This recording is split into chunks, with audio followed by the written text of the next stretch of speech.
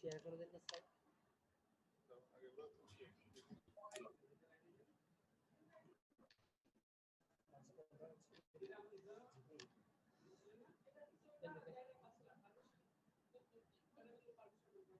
এখানে এটা বলতে নতুন করে দিয়েছে, এখন এটা তো ঢোকা যাচ্ছে না।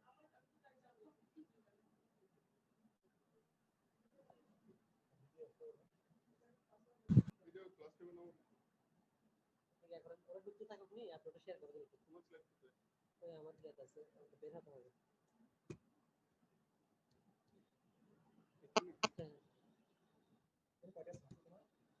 এটা সবগুলো ঢুকে রাখছি, যা করছে আর কি। কোনটা? কোথায় সবগুলো তো করা না, যেগুলো করছে আর কি। যেটা করছে না, দুটো আইটেম করছে না, কিসে এটা সবগুলো আমি এখন সবগুলো সেট তৈরি করা সম্ভব নাকি আপনার? এটা কি সবগুলো নিতে হবে? হ্যাঁ হ্যাঁ,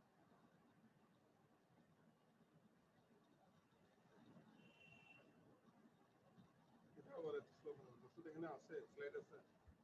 হুম, এটাই না। হুম।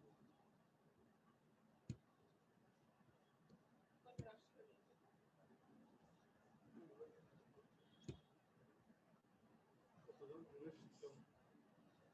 হ্যাঁ, এটা বিডিএস দিতে পারছো, বিডিএস দের জি, বেশ চালানো তো। 9টা থেকে না আমরা এন্ট্রি হয় না, ওই যে আমার দিয়ে হচ্ছে আর কি। কয়টা হিসাব এটা? 9টা থেকে তোমাকে বলছে এটা? না ফোন দিই না আসলে, এখন এগুলো করতে চালু হইলে আপনার সময়টা চলে যাবে। আচ্ছা আচ্ছা আচ্ছা, ঠিক আছে। জি জি জি, স্বাভাবিক থেকে গেল। BDS আমরা জানাবো দিতে পরে, হবে। আপনারা এখানে যেটা দিচ্ছে ম্যাডাম এটাতে কাজ করছেন আর কি।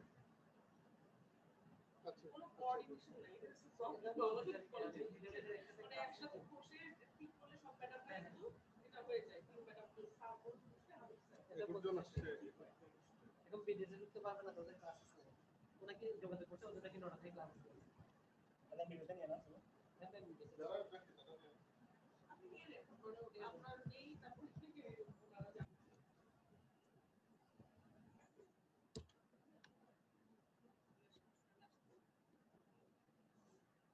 নিতে থাকেন, হ্যাঁ সমস্যা ঠিক আছে।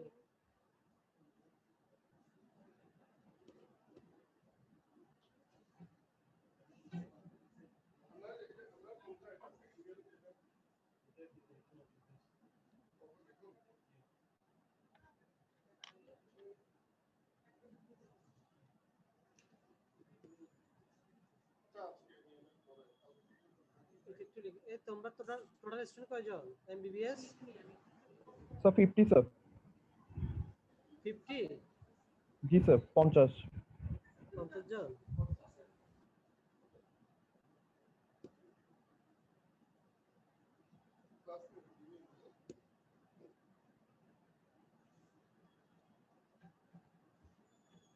আচ্ছা, আজকে যে আমরা ক্লাস নিব এটা তোমাদের ইনফরমেশন সবাই জানে কিনা? তোমাদের 50 জন সবাই জানে কিনা? জি স্যার, রুটিন দেওয়া হয়েছিল স্যার, জানানো হয়েছে সবাইকে সোমবার যে ক্লাস আছে। আজকে সোমবারে যে ক্লাস হবে এটা জানানো হয়েছে? জি স্যার। তোমাদের নেক্সট ক্লাস কয়টা থেকে শুরু? Sir next means? Next class আজকে নেক্সট ক্লাস কয়টা থেকে শুরু? আজকে স্যার এই ক্লাসটা ছাড়া আর কোনো ক্লাস নাই। তোমাদের আজকে কোনো ক্লাস নেই একদম? না স্যার, শুধু এটাই। আচ্ছা আচ্ছা আচ্ছা, মানে আজকে টোটালি ফ্রি না একদম তোমরা? জি স্যার। আরটা কোন দিন বলছো তোমরা? বৃহস্পতিবার ফ্রি থাকবে না? জি স্যার, বৃহস্পতিবার। সোমবার আর বৃহস্পতিবার। আর অ্যানাটমি কখন নিচ্ছে তোমাদের ক্লাসটা? স্যার অ্যানাটমি নিচ্ছে যে স্যার শনি আর বুধবার, সরি স্যার রবি আর বুধবার। রবিবার বুধবার। বায়োকেমিস্ট্রি? বায়োকেমিস্ট্রি বাকি 2 দিন স্যার, শনি আর মঙ্গল নেবেন। এখন ওনারা কি কোনো ক্লাস নিছে বায়োকেমিস্ট্রি? বায়োকেমিস্ট্রি স্যার কালকে থেকে শুরু করবে। আচ্ছা, আগামীকাল থেকে শুরু করবে যে না? জি স্যার, অ্যানাটমি চলতেছিল। আচ্ছা, এখন আমি তোমার সাথে কথা বলতে, তোমার নামটা একটু বলো, তোমাদের তো তেমন কাউকে স্যার চিনি না। আমার নাম স্যার বেলাল স্যার। আমি কি কথা বলছি একটু আগে তোমার সাথে? জি স্যার। আচ্ছা আচ্ছা আচ্ছা, ঠিক আছে, থ্যাংক ইউ।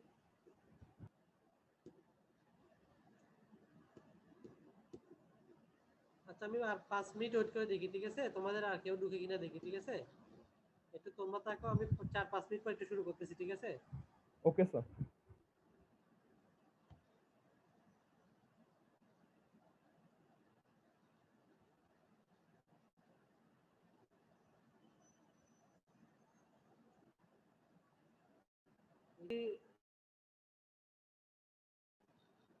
ক্লাস অফ হওয়ার পর আপনার মনে হয় একদম লেখাপড়া হয়নি না? অর্থাৎ ফার্স্ট ইয়ার সেকেন্ড ইয়ার পড়াগুলো কি তোমরা রিভাইজ দিছিলা এর ভিতরে? স্যার আমাদের তো আফজাল? সেকেন্ড ফেজে ক্লাস করা হয়েছে, ওগুলোর স্যার কার্ডও হয়েছে, টার্ম হয়েছে স্যার, স্যার ওগুলো নিয়েও বিজি ছিলাম। হ্যাঁ, দ্যাট মিন্স এর ভিতরে আর এটার সাথে তোমাদের অ্যাটাচমেন্ট নাই। জি স্যার, অনেক কম হয়ে গেছে অ্যাটাচমেন্ট। আচ্ছা ঠিক আছে, দেখো এখন তো আর কিছু করার নেই, কি করবা? তারপর একটু চেষ্টা করবা, তোমাদের হয়তো পরীক্ষার আগের টাইম কয় মাস দিয়ে তাও আমরা শিওরলি জানি না, ঠিক আছে? তারপরেও তোমাদের একটা সবার প্রতি অ্যাডভাইস থাকবে, যেহেতু সময় কম, আর এমন না যে তোমাকে তো 2-3 মাস দিবে তা না, ঠিক আছে? হয়তো মাস 1.5 মাসে একটা সময় দিতে পারে। যেহেতু থার্ড ইয়ারে এখন মেনলি তোমাদের মনে কম ম্যাটার, কমিটি মেডিসিন আর কি চলতেছে, ফরেনসিক স্যার। ফরেনসিক মেডিসিন, ঠিক আছে? তাহলে দেখো যদি তোমরা চেষ্টা করো তাহলে টাইমটা তোমাদেরই বের করে নিতে হবে। সো তোমাদের প্রতি একটা অ্যাডভাইস থাকবে, অন্ততপক্ষে সপ্তাহে 2টা দিন, ঠিক আছে? 2টা দিন 2 থেকে 2.5 ঘন্টা করে একটা টাইম ইনভেস্ট করার জন্য, ঠিক আছে? কিসের জন্য? তোমাদের ফার্স্ট ফেজের জন্য। আদারওয়াইজ দেখবা যে তোমাদের, কারণ মেডিকেল লাইফে একটা জিনিস খেয়াল রাখবে, এখানে তোমার রিভাইজ দেওয়াটা এত যে জরুরি, তোমার হাজার পড়ার থাকলেও তুমি যদি পরীক্ষার আগে ভালোভাবে প্রিপারেশন বা রিভাইজটা দিতে না পারো, তাহলে দেখবা যে তুমি 1 বছর আগে এতগুলো পড়ে আসলে কোনো লাভ পাবে না তেমন, ঠিক আছে? অনেক ক্ষেত্রে রেসিডুয়াল নলেজটা কিন্তু কাজে লাগে। তো তোমাদের সবাই এখন যারা প্রেজেন্স তাদের বলতেছি, তোমরা অন্ততপক্ষে সপ্তাহে 2 দিন টাইম বের করার চেষ্টা করবা। সেটা যদি তোমাদের অবশ্যই যদি ইচ্ছা থাকে তাহলে পারবা, ঠিক আছে? কারণ ফরেনসিক আমাদের সময় যখন ছিল, আমাদের একসাথে তখন 5টা সাবজেক্ট ছিল, ঠিক আছে? এখন তোমাদের যে থার্ড ইয়ার ফোর্থ ইয়ার ভাগ করছে, আমাদের 5টা সাবজেক্ট একসাথে ক্লাস হতো এবং একসাথে আমাদের পরীক্ষা বলো সবগুলো গিয়া করতে হতো। এখন ভাগ করে ফেলছে, সেটা যেটা করছে তাও ওদের ডিভিশনটাও ভালো হয়নি। একদম যে দুটো একটু ইজি সাবজেক্ট সে দুটো একসাথে রাখছে, আর যেগুলো তিনটা তোমার মাইক্রোবায়োলজি বলো, প্যাথোলজি বলো এবং ফার্মাকোলজি, এগুলো একসাথে দিয়ে দিচ্ছে, ঠিক আছে? তাহলে এখন তোমাদের যেটা রিকোয়েস্ট করতে সেটা হচ্ছে একটু সপ্তাহে কমপক্ষে 2টা দিন, বিশেষ করে 2 থেকে 3 ঘন্টা তোমরা ফার্স্ট ফেজের পড়াগুলো রিভিশনের জন্য ইনভেস্ট করবে, ঠিক আছে? হ্যাঁ, কেউ কিছু বলতেছো?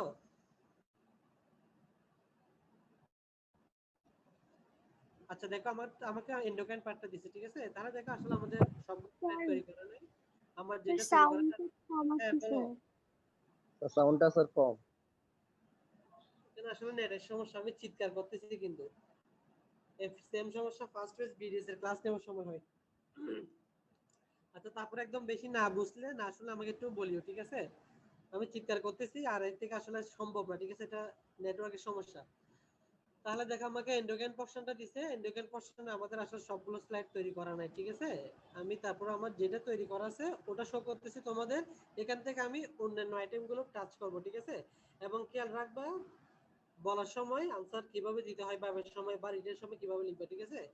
তোমাদের ভিতরে একটা টেন্ডেন্সি দেখা যাচ্ছে, বিশেষ করে যাদের তোমাদের এই জুনিয়রদের যাদের পরীক্ষা নিলাম আর কি, ঠিক আছে? তোমার আনসার টু দ্য কোয়েশ্চেন দিবা, ঠিক আছে? এবং তোমার নাম্বার কত সেটা তোমাকে খেয়াল রাখতে হবে, ঠিক আছে?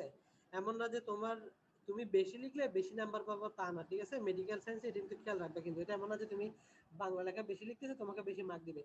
তো তোমার নাম্বার ডিস্ট্রিবিউশনটা অবশ্যই একটু ভালো করে খেয়াল করবে, কারণ এখানে তোমাদের একটা কোয়েশ্চেন যদি কোনো কারণে মিস হয়ে যায় তাহলে এটা সমস্যা কিন্তু, ঠিক আছে? ফিজিওলজি বলো বায়োকেমিস্ট্রি বলো, এখানে পাস করাটা একটু কঠিন হয়ে যায়। সবগুলো ভালো লিখলেও কোনো কোয়েশ্চেন যাতে মিস না হয় সেদিকে একটু চেষ্টা করবা। এবং আনসার টু দ্য কোয়েশ্চেন তোমার যে 2 নাম্বার থাকবে তুমি ওভাবে আনসার দিবা, 2 নাম্বার থাকলে 2 নাম্বার, 3 নাম্বার থাকলে 3 নাম্বার, ঠিক আছে? জাস্ট তোমাকে একটা एग्जांपल দিচ্ছি আমি তোমাদের। মনে করো একটা কোয়েশ্চেন আছে শর্ট নোট, মনে করো তোমার ওভুলেশন, ঠিক আছে? এটা তোমার নোট আকারে মনে করো আরএ মার্কের জন্য দিছে, ঠিক আছে? 2.5 মার্ক, ঠিক আছে? তাহলে 2.5 মার্কের জন্য দিলে তুমি এখানে কি লিখবা?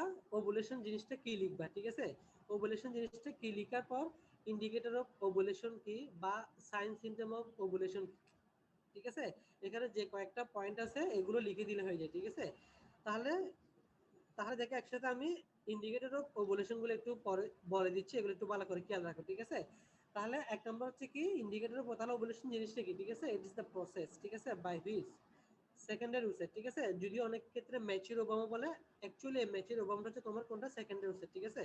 তাহলে the process, it is the process by which secondary oocyte it discharge, ঠিক আছে, from the ovary into the abdominal cavity, ঠিক আছে? এবং কখন হবে? Before the 14 days of next menstrual cycle. That means আমি বোঝাতে চাচ্ছি যে আমাদের ওভুলেশন হয় একটা 28 ডেজ সাইকেলের 14 ডেজ, ঠিক আছে, 14তম দিনে, বা অনেক সময় 14 +-1 বলা থাকে, বাট ম্যাক্সিমামই তোমার 14 দিনে ওভুলেশনটা হয়ে থাকে, ঠিক আছে? তাহলে এই কারণে বলতেছে before the 14 days before the onset of next menstrual cycle, যে সাইকেলটা আমরা 28 দিছি, ঠিক আছে?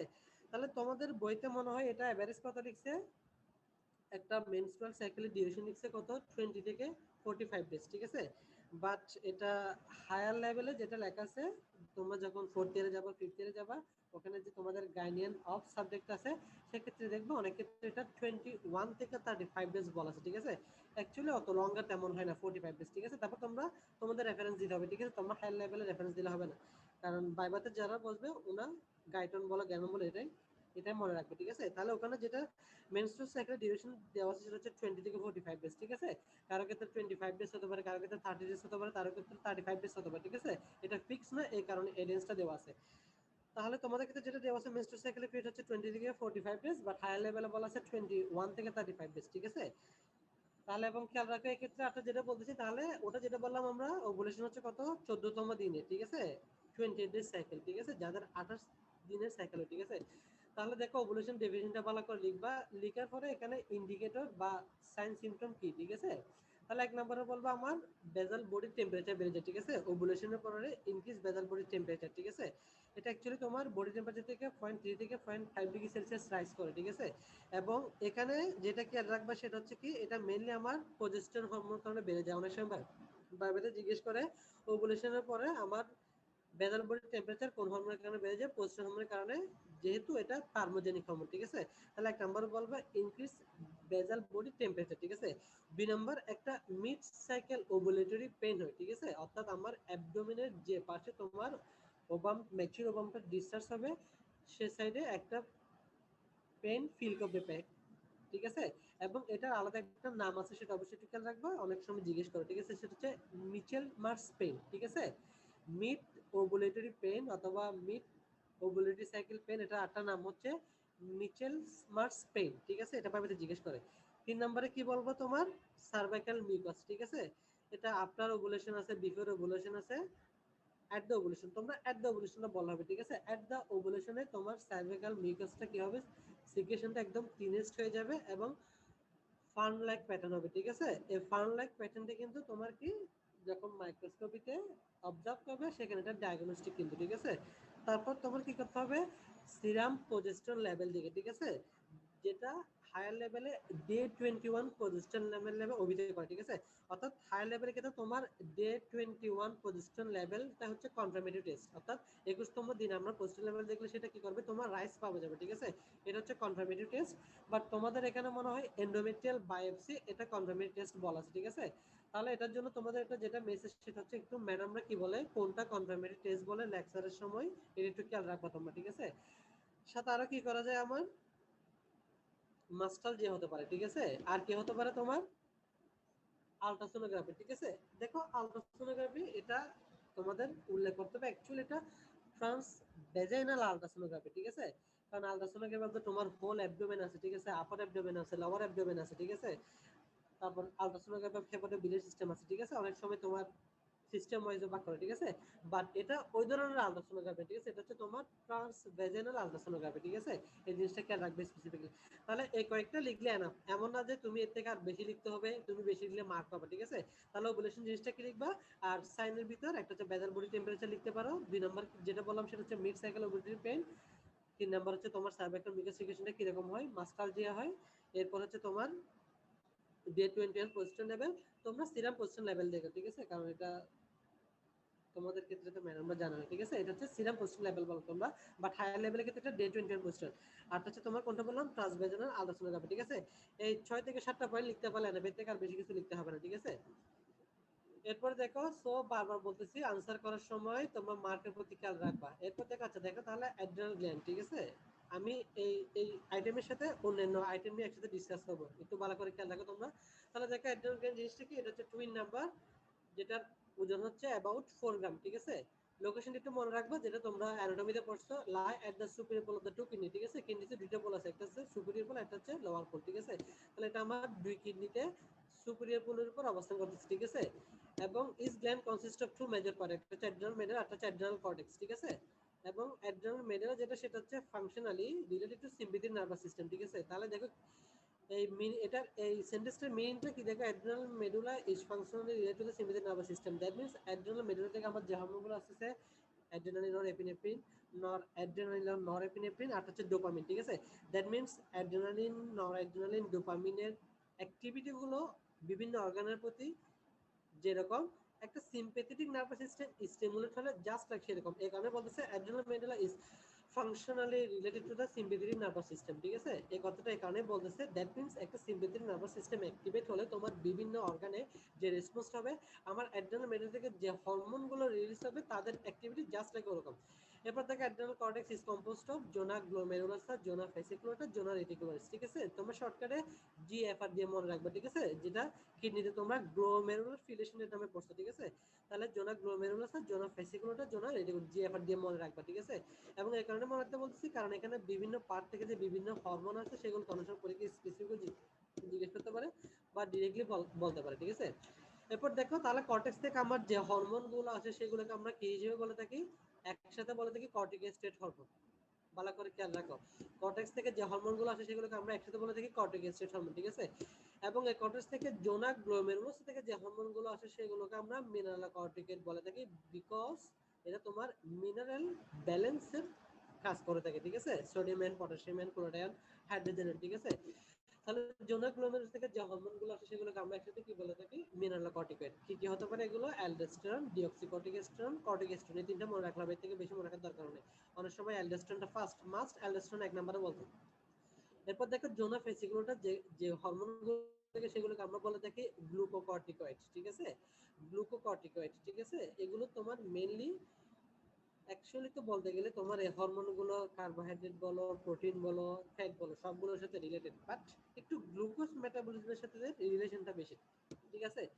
তাহলে দেখো গ্লুকোকর্টিকয়েড থেকে আমার জোনা ফেসিকুলার থেকে যে হরমোনগুলো আছে সেগুলোকে আমরা গ্লুকোকর্টিকয়েড বলে থাকি, এবং এগুলোকে একসাথে বলতেছি কি কি কি কি আছে, তাহলে আমার cortisol, corticosterone, androgen, oestrogen, small amount, ঠিক আছে।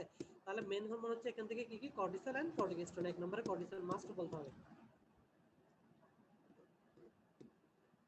এরপর দেখো জোনা রেটিকুলারিস, ঠিক আছে। জোনা রেটিকুলারিস থেকে যে হরমোনগুলো আসে সেগুলোকে একসাথে আমরা অ্যাড্রেনাল অ্যান্ড্রোজেন বলে থাকি, ঠিক আছে।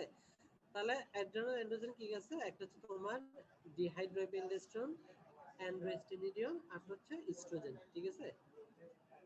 তাহলে জোনাল রেটিকুলারিস থেকে যে হরমোনগুলো পাচ্ছি সেগুলোকে একসাথে বলতেছে অ্যাড্রেনাল অ্যান্ড্রোজেন, ঠিক আছে।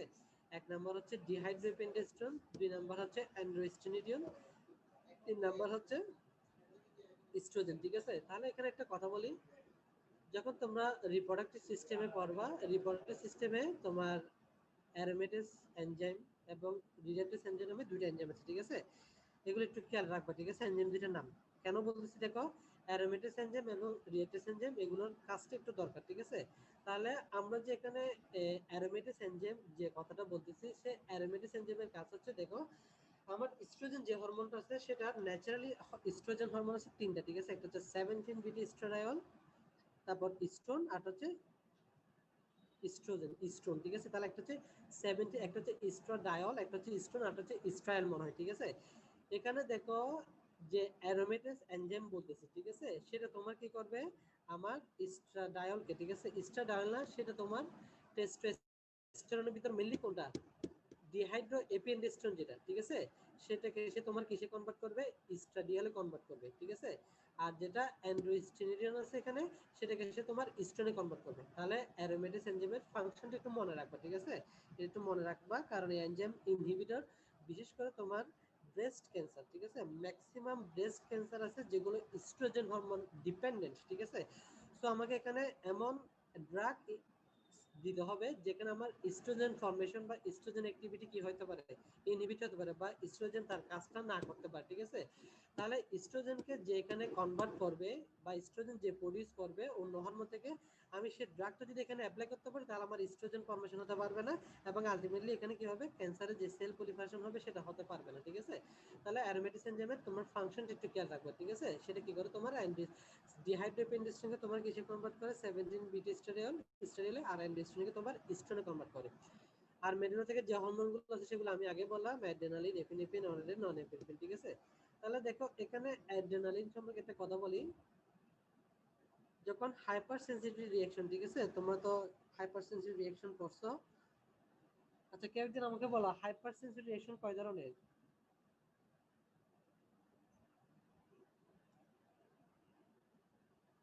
কেউ বলতে পারবা? ইমামউদ্দিন আছে, ইমামউদ্দিন প্রেজেন্ট? ইমাম? আচ্ছা, না পারলে সমস্যা নেই, কিন্তু একটু পারলে রেসপন্স করবো। বেলাল, ইমাম কি প্রেজেন্ট? না স্যার।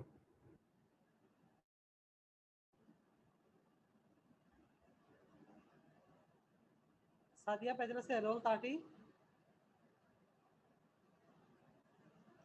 স্যার আছে স্যার, এখানে পার্টিসিপেন্টে শো করতেছে। Roll 30 present, Sadia? Yes, sir. হ্যাঁ, তোমরা কোয়েশ্চেন করলে এখানে হ্যারাসমেন্টের জন্য আমি কোয়েশ্চেন করতেছি না, বা তোমাদের হেজিটেট করার জন্য করতেছি না, ঠিক আছে। কোয়েশ্চেন গুলো করতেছি জাস্ট তোমাদের একটু ব্রেনকে আমি টাচ করতেছি, ঠিক আছে। কারণ একটু খেয়াল রাখবা, না পারলে সমস্যা নাই, পারলে বলবা স্যার, মনে না পারলে মনে নেই বলবা, বা পারতেছি না বলবা, আর পারলে একটু রেসপন্স করবা। হ্যাঁ সাদিয়া, আমাকে বলো হাইপার সেন্সিটিভ রিঅ্যাকশন কয় ধরনের?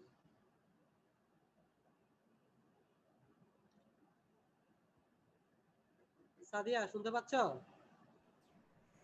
জি স্যার। হ্যাঁ, আমি জানতে চাইছি তোমার কাছে হাইপার সেন্সিটিভ রিঅ্যাকশন কয় ধরনের? তিন ধরনের। কয় ধরনের? তিন ধরনের। না, না 3 ধরনের না। আচ্ছা দেখো, হাইপার সেন্সিটিভ রিঅ্যাকশন হচ্ছে 4 ধরনের, ঠিক আছে। টাইপ 1 যেটা আটটা নাম হচ্ছে ইমিডিয়েট হাইপার সেন্সিটিভিটি, ঠিক আছে। টাইপ 2 যেটা হচ্ছে তোমার টাইপ 2 হাইপার সেন্সিটিভিটি, যেটা আটটা নাম হচ্ছে অ্যান্টিবডি মিডিয়েটেড হাইপার সেন্সিটিভিটি। এখানে অ্যান্টিবডি হচ্ছে মেন কালপ্রিট ফর রিঅ্যাকশনের জন্য, ঠিক আছে। টাইপ 3 হাইপার সেন্সিটিভিটি, সেটার আটটা নাম হচ্ছে তোমার immune complex mediated hyper sensitivity, যেটা তোমার অ্যাকিউট গ্লোমেরুলোনেফ্রাইটিস, ঠিক আছে। কিডনিতে তোমার অ্যাকিউট গ্লোমেরুলোনেফ্রাইটিস নামে একটা ডিজিজ আছে, যেখানে তোমার antigen antibody complex, immune complex আমার গ্লোমেরুলার মেমব্রেনে ডিপোজিট হওয়ার কারণে পরবর্তী কনসিকুয়েন্স গুলো হয়, ঠিক আছে। তাহলে AGN, that means acute glomerulonephritis, যেটা বললাম সেটা হচ্ছে তোমার টাইপ 3 বা immune complex mediated hyper sensitivity, ঠিক আছে। টাইপ 4 যেটা হচ্ছে তোমার সেল মিডিয়েটেড হাইপার সেন্সিটিভিটি, যেখানে আমার mainly T sell is responsible, ঠিক আছে। তোমার তো আমরা যেটা লিম্ফোসাইট বলে থাকি সেটা বি লিম্ফোসাইট, টি লিম্ফোসাইট, ঠিক আছে। B lymphocyte is responsible for antibody production and T lymphocyte is responsible for তোমার টাইপ 4 হাইপার সেন্সিটিভিটি রিঅ্যাকশন, যেটাকে অনেক সময় ডিলেড হাইপার সেন্সিটিভিটি বলা হয়, ঠিক আছে। তাহলে টাইপ 1 হচ্ছে ইমিডিয়েট, যেটা হচ্ছে ইমিউনোগ্লোবুলিন ইমিডিয়েটেড। ভালো করে খেয়াল করো, এগুলো এমসিকিউর জন্য লাগবে, বাইরেতে জিজ্ঞেস করবে। টাইপ 1 যেটা সেটা হচ্ছে তোমার ইমিডিয়েট হাইপার সেন্সিটিভিটি, যেটাকে অনেক সময় আমরা ইমিউনোগ্লোবুলিন হাইপার সেন্সিটিভ বলে থাকি। টাইপ 2 হচ্ছে তোমার অ্যান্টিবডি মিডিয়েট, টাইপ 3 হচ্ছে ইমিউন কমপ্লেক্স মিডিয়েট, আর টাইপ 4 হচ্ছে তোমার ডিলেড হাইপার সেন্সিটিভ বা সেল মিডিয়েট হাইপার সেন্সিটিভ, যেটার জন্য মেন রেসপন্সিবল হচ্ছে তোমার কোনটা, বি সেলটা, ঠিক আছে। যেমন তোমার টিউবারকুলোসিস বলো, লেপ্রোসি বলো, ঠিক আছে, এগুলো হচ্ছে তোমার।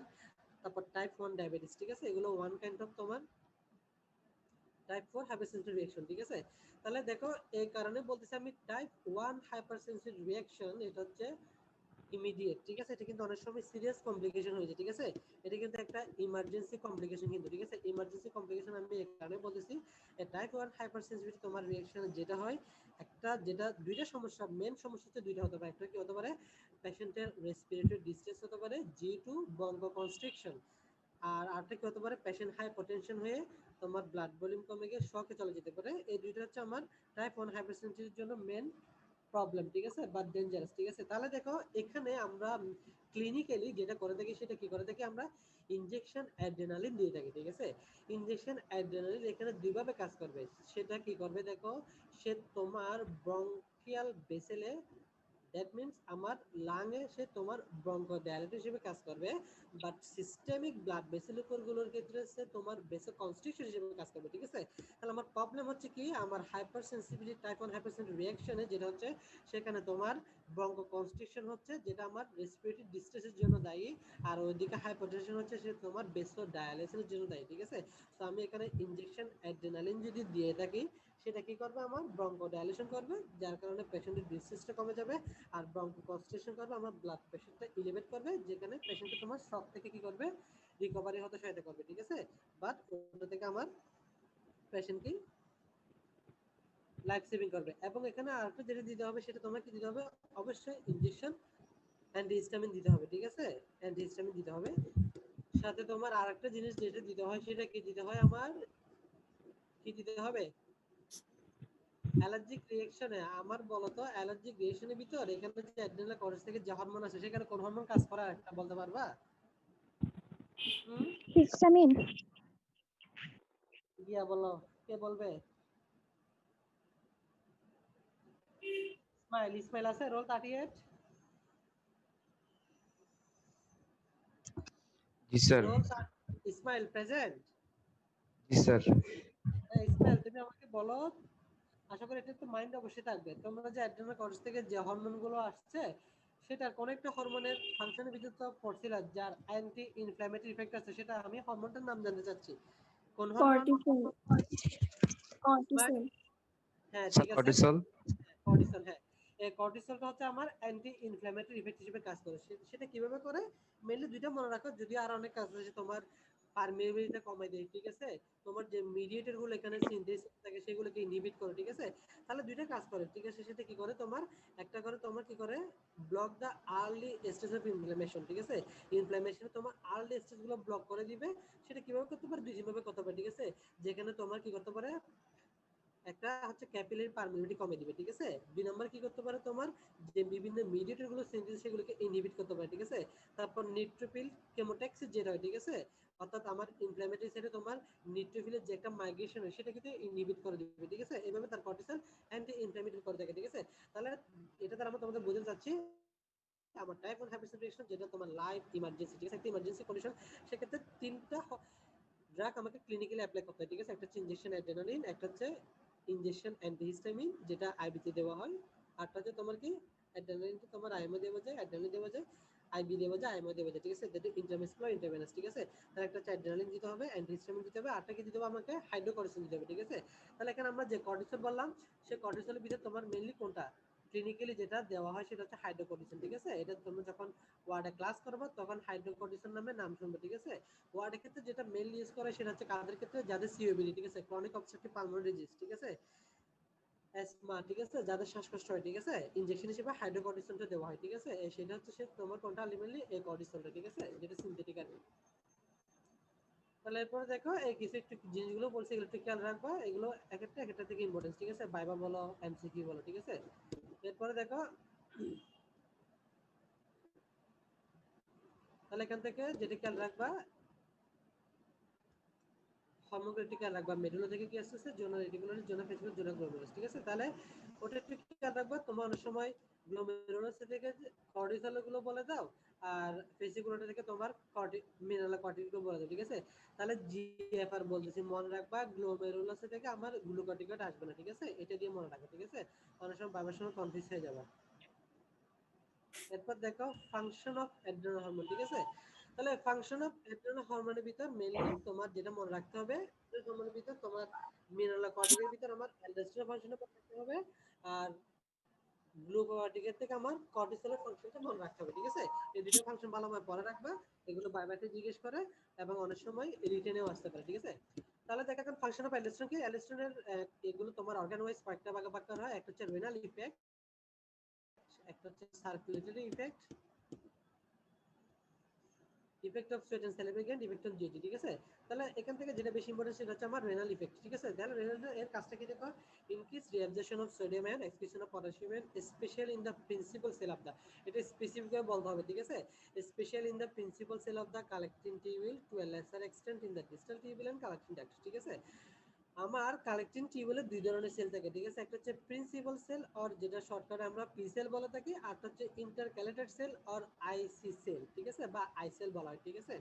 তাহলে দেখো, increase reabsorption of sodium ion, excretion of potassium ion, এই নরমাল ফাংশনটা মনে রাখো। তোমরা যদি নরমাল ফাংশনটা ভালোভাবে মনে রাখতে পারো, তাহলে যখন প্যাথোলজি পড়তে যাবা, দ্যাট মিন্স এডিসন ডিজিজ বলো, কুশি সিনড্রোম বলো, তখন এক্ষেত্রে তোমাদের অ্যাবনর্মাল কি হবে, আমার নরমাল যদি জানতে পারো, তাহলে অ্যাবনর্মালের কারণে তার ইফেক্টটা কি হবে সেটা জানতে পারবা, যেগুলো এমসিকিউর জন্য ভেরি ভেরি ইম্পর্টেন্ট বা এর জন্য ইম্পর্টেন্ট, ঠিক আছে? তাহলে এই কারণে বলতেছি তোমরা নরমাল ফাংশনটা ভালোভাবে মনে রাখো, ঠিক আছে? নরমাল ফাংশনটা ভালো মনে রাখতে পারলে আমার অ্যাবনর্মালি কি হবে সেটা ইজিলি বলে দিতে পারবা। তাহলে দেখো, increase reabsorption of sodium ion, excretion of potassium ion, specially in the principal cell of the culture tube to a lesser extent in the distal tubular culture. B number কি হতে পারে দেখো, increase hydrogen secretion in extents for potassium ion in the intercalated cell of the cortical culture tube. Increase hydrogen ion secretion in exchange for potassium ion in the intercalated cell of the calcium tubule. Circular effect কি হতে পারে, increase ECF volume, increase arterial pressure, ঠিক আছে? তাহলে দেখো, সে increase ECF volume কিভাবে বাড়াচ্ছে, ঠিক আছে? একটা জিনিস খেয়াল রাখবা, আমার ব্লাড প্রেশার রাইজ করার জন্য একটা আয়ন দেয়, সেটা কোন ion? Roll 25 Abdur Rahman, present আছো? Yes, sir. হ্যাঁ, তুমি আমাকে বলো, আমাদের এই যতগুলো বিশেষ করে সিরাম ইলেকট্রোলাইট যেটা বলা থাকে, ঠিক আছে? সোডিয়াম, পটাশিয়াম, ক্লোরাইড আয়ন, বাইকার্বন, ঠিক আছে? অ্যাকচুয়ালি কি রাখবা, সিরাম ইলেকট্রোলাইট বলে এই চারটা আয়নকে বোঝায়, ঠিক আছে? কি কি? একটা হচ্ছে সোডিয়াম, একটা হচ্ছে ক্লোরাইড, একটা হচ্ছে বাইকার্বন, একটা হচ্ছে হাইড্রোজেন, ঠিক আছে? Potassium, Yes, sir. Sodium, potassium, chloride, bicarbonate, ঠিক আছে? এটা হচ্ছে হাইড্রোজেনের। Yes, sir. এখানে আমাদের ব্লাড প্রেশার রাইজের কোন আয়নটা দায়ী? So sodium. সোডিয়াম, হ্যাঁ, ভেরি গুড। তাহলে দেখো, এই সোডিয়াম হচ্ছে আমাদের মেন কালপিট, ঠিক আছে? একটা পেশেন্টের সোডিয়াম আয়ন বাড়ছে মানে তার কি হবে, ব্লাড প্রেশার বাড়বে। কি কারণে বাড়বে দেখো, তাহলে আমি আগে বললাম সোডিয়াম আয়নের একটা অ্যাবিলিটি বা প্রপার্টি হচ্ছে, সে যখন তোমার শরীরের ভিতরে রিটেন করবে বা রিঅ্যাবজর্পশন হবে, সে তোমার একা রিঅ্যাবজর্পশন হবে না, সে তার সাথে ক্লোরাইড আয়নকে রিঅ্যাবজর্পশন করবে এবং ওয়াটার রিঅ্যাবজর্পশন করবে। আজকে থেকে এটা মাস্ট মনে রাখো, ঠিক আছে? তোমার শরীরের ভিতরে সোডিয়াম আয়ন রিটেনশন হওয়া বা সোডিয়াম রিঅ্যাবজর্পশন হওয়া মানে সোডিয়ামের সাথে ক্লোরাইড আয়ন রিঅ্যাবজর্পশন হওয়া, সাথে ওয়াটার রিঅ্যাবজর্পশন হবে, ঠিক আছে? So reabsorption of sodium ion lead to reabsorption of chloride ion and water absorption, ঠিক আছে? আলটিমেটলি বুঝতেছে আমার শরীরে ওয়াটার রিঅ্যাবজর্পশন মানে আমার কি বেড়ে যাবে, আমার ভলিউমটা বেড়ে যাবে। দ্যাট মিন্স আমার ইসিএফ ভলিউম বেড়ে যাবে, ঠিক আছে? ইসিএফ ভলিউম বাড়া মানে তোমার ব্লাড ভলিউম বাড়া, ঠিক আছে? আর তোমার ব্লাড ভলিউম বাড়া মানে ব্লাড প্রেশার বাড়া, ঠিক আছে? তাহলে এখানে বুঝতে পারছো কিভাবে ইনক্রিজ ইসিএফ ভলিউম, কিভাবে ইনক্রিজ আর্টারিয়াল প্রেশার, সেটা হচ্ছে আলটিমেটলি সোডিয়ামের মাধ্যমে, ঠিক আছে? সেই যে সোডিয়ামের রিঅ্যাবজর্পশন করতেছে, তার সাথে আমার ক্লোরাইড এবং ওয়াটার রিঅ্যাবজর্পশন হচ্ছে, তার সাথে আমার ওয়াটার রিঅ্যাবজর্পশন হওয়ার কারণে আমার ইসিএফ ভলিউম বেড়ে যাচ্ছে, ইসিএফ ভলিউম বাড়ার কারণে তোমার ব্লাড ভলিউম বাড়তেছে, ব্লাড ভলিউম বাড়ার কারণে তোমার ব্লাড প্রেশার বাড়তেছে, ঠিক আছে? এরপরে দেখো,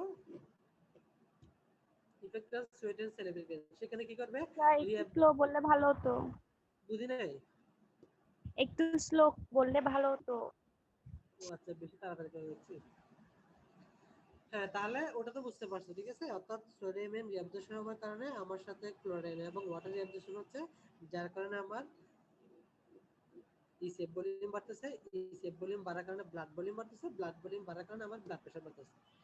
এরপর effect on sweat and salivary gland, এখানে কি করবে, causes reabsorption of sodium and chloride through the excretory duct and secretion of potassium and bicarbonate, ভালো করে খেয়াল করো, causes reabsorption of sodium and chlorine through the excretory duct R secretion of potassium and bicarbonate, ঠিক আছে? তাহলে দেখো, এখানে যেহেতু আমার secretion of potassium and bicarbonate হচ্ছে, এই কারণে স্যালাইভার পিএইচটি একটু দেখিয়ে তো, তোমরা অনেকটা বলতে গেলে স্লাইটলি মনে হয় অ্যালকালাইন মনে হয়, স্যালাইভার পিএইচটি একটু দেখিও, ঠিক আছে? সেটার কারণে কোনটা, এই বাইকার্বনেটের কারণে, ঠিক আছে? এটা একটু খেয়াল রাখবে। On GAT কি হবে, increase absorption of sodium and chlorine by the intestine especially in the colon, ঠিক আছে? তাহলে প্রত্যেকটা ফাংশন একটু মনে রাখবা, but the most important function is renal function and circulatory factor। এরপরে দেখো, রেগুলেশন অফ অ্যালডোস্টেরন সিক্রেশন, এটা তোমার জন্য একটু মনে রাখতে হবে। বিডিএসটা এটা নাম মনে রাখলে চলবে, বাট তোমাদের একটু মাস্ট মনে রাখতে হবে, ঠিক আছে? কারণ এগুলো হচ্ছে আমার প্যাথোলজির ক্ষেত্রে দরকার বেশি, ঠিক আছে? তাহলে দেখো, একটা অ্যালডোস্টেরন কিভাবে রেগুলেশন আমার শরীরে সিক্রেশন হয়, এবং এটা এমসিকিউর জন্য ইম্পর্টেন্ট, ঠিক আছে? তাহলে এখানে যেটা বলতে চাচ্ছি, দেখো, রেগুলেশন অফ অ্যালডোস্টেরন সিক্রেশন কিভাবে হচ্ছে, increase potassium concentration in the extracellular fluid, increase aldosterone secretion. একটা হচ্ছে তাহলে আমার পটাশিয়ামের কনসেন্ট্রেশন, ঠিক আছে। 2 নাম্বার কি অ্যাঞ্জিওটেনসিন 2 কনসেন্ট্রেশন, 3 নাম্বার সোডিয়ামের কনসেন্ট্রেশন, 4 নাম্বার হচ্ছে adrenocorticotropic hormone from anterior pituitary. এরপর বিসাইডস সার্জারি বলো, ট্রমা বলো, অ্যাংজাইটি বলো, হেমোরেজ বলো, ইনকেস অ্যালার্জিকেশন, ঠিক আছে। এখানে যে সার্জারি, ট্রমা, অ্যাংজাইটি, হেমোরেজ এগুলো হচ্ছে তোমার জ্ঞাননে দিয়ে বসে, ঠিক আছে। আর প্রথম চ্যাপ্টার যেটা সেটা হচ্ছে গাইডেন্স, ঠিক আছে। তাহলে দেখো রেগুলেশন অফ অ্যালার্জিকেশন এটা একটু ভালো করে মনে রাখবা, যদি পারো তোমরা একটু স্ক্রিনশট নিয়ে রাখো, ঠিক আছে। এখানে যেভাবে দেওয়া আছে এগুলো বাইবাতে এগুলো বলতে পারবা, কেউ আটকাতে পারবে না, এবং রিটেনে এগুলো লিখতে পারবা, কেউ কোনো ভুল ধরতে পারবে না। তাহলে দেখো এখানে আমার increase potassium and concentration in the extracellular fluid, increase aldosterone secretion. আমরা অ্যালডোস্টেরনের ফাংশনে বলছি, অ্যালডোস্টেরনের কাজ হচ্ছে সোডিয়ামের ডিঅ্যাবসর্পশন করা, পটাশিয়ামের এক্সক্রিশন করা, ঠিক আছে। তাহলে আমার শরীরের ভিতরে যখন পটাশিয়ামের পরিমাণটা বেশি হয়ে যাবে তখন তাকে আমাকে শরীর থেকে বের করে দিতে হবে, ঠিক আছে। বের করে দেওয়ার জন্য আমার কি হবে, এখানে অ্যালডোস্টেরন সিক্রেশনটা বাড়বে, ঠিক আছে।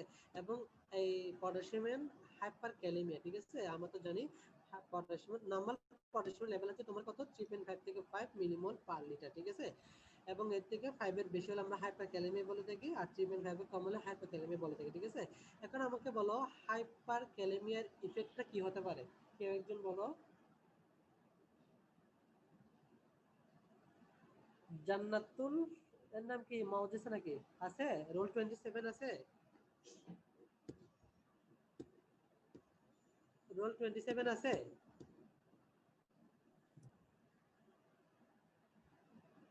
রোল 27 আছে, রোল 29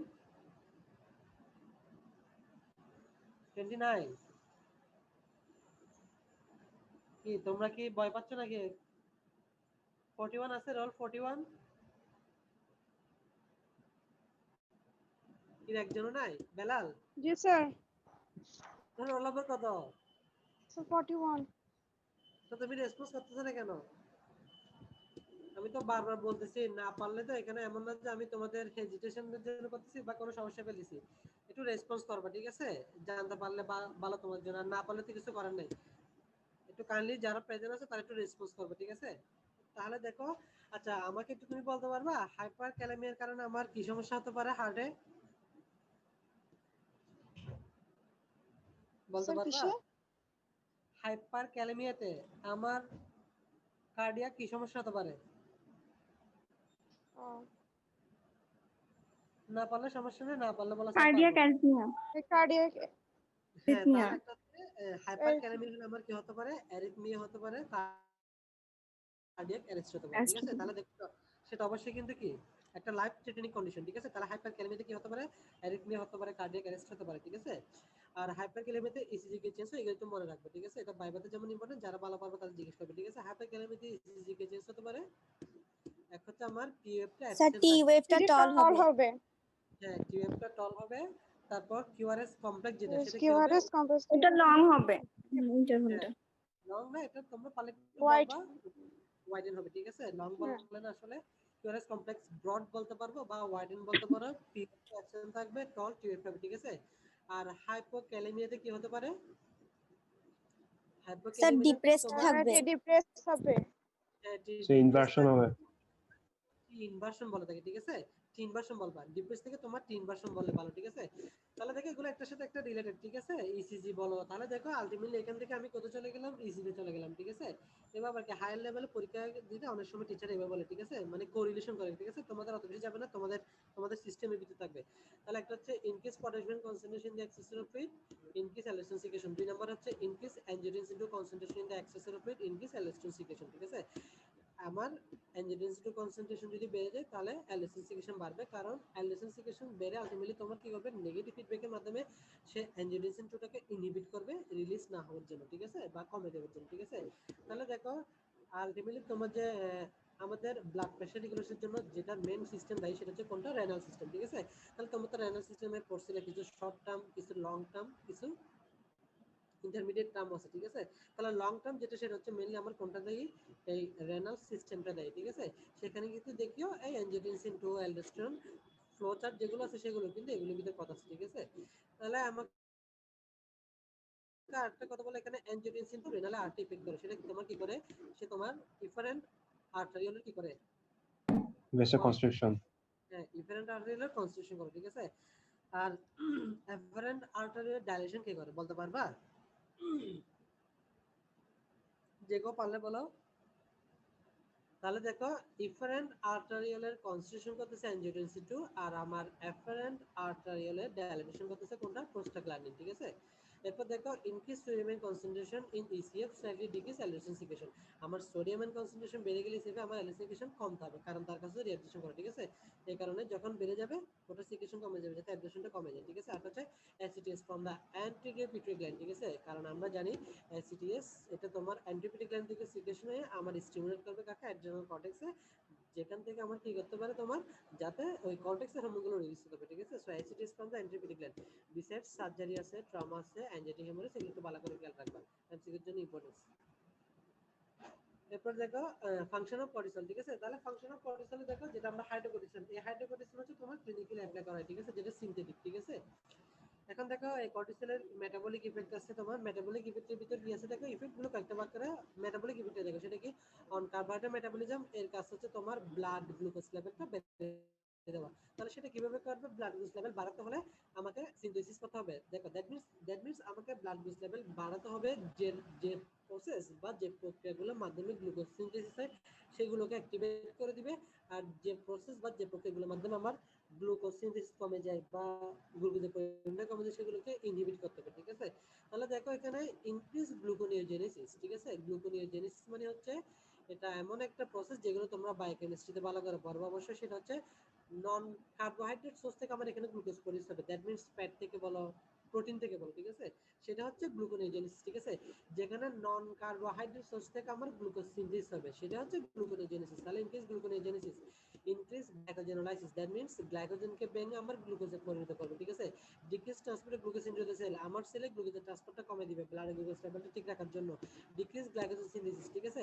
আলটিমেটলি আমরা জানি আমার শরীরে যখন গ্লুকোজের পরিমাণটা বেড়ে যায় তখন এই এক্সেস গ্লুকোজ তোমার গ্লাইকোজেনের মাধ্যমে কনভার্ট হয়ে তোমার কি হয়? স্টোরেজ থাকে, কোথায় থাকতে পারে? লিভারে থাকতে পারে, মাসেলেও থাকতে পারে, ঠিক আছে। দুই জায়গায় থাকতে পারে, ঠিক আছে। তাহলে জিনিসগুলো একটু খেয়াল রাখবা, এই কয়েকটা মনে রাখো। এরপর দেখো protein metabolism, decrease protein synthesis, ঠিক আছে। তাহলে এখান থেকে আরেকটা ইনফরমেশন নিয়ে নাও তোমরা, সেটা হচ্ছে কি?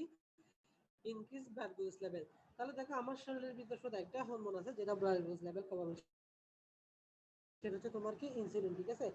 এই কারণে আমার ইনসুলিন ডেফিসিয়েন্সি হলে, অর্থাৎ ইনসুলিনের লেভেল কমে গেলে আমার শরীরে ব্লাড গ্লুকোজ লেভেল বেড়ে যায়। এবং এখান থেকে আরেকটা তোমরা খেয়াল রাখবা, ইনসুলিনের অ্যান্টাগনিস্টিক হরমোন কি কি আছে, যেটাকে আমরা বলে থাকি ডায়াবেটোজেনিক হরমোন, ঠিক আছে। ডায়াবেটোজেনিক হরমোন মানে যেগুলো গ্লুকোজ লেভেল বাড়িয়ে দিবে, বা অ্যান্টাগনিস্ট হরমোন অফ ইনসুলিন।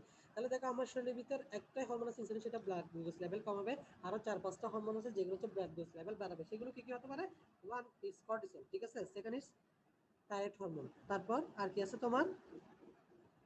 তাহলে একটা হচ্ছে কর্টিসল আছে, থাইরয়েড হরমোন আছে, তারপর তোমার ক্যাটেকোলামিন, ঠিক আছে, এপিনেফ্রিন, নরএপিনেফ্রিন, ঠিক আছে। আর কি আছে?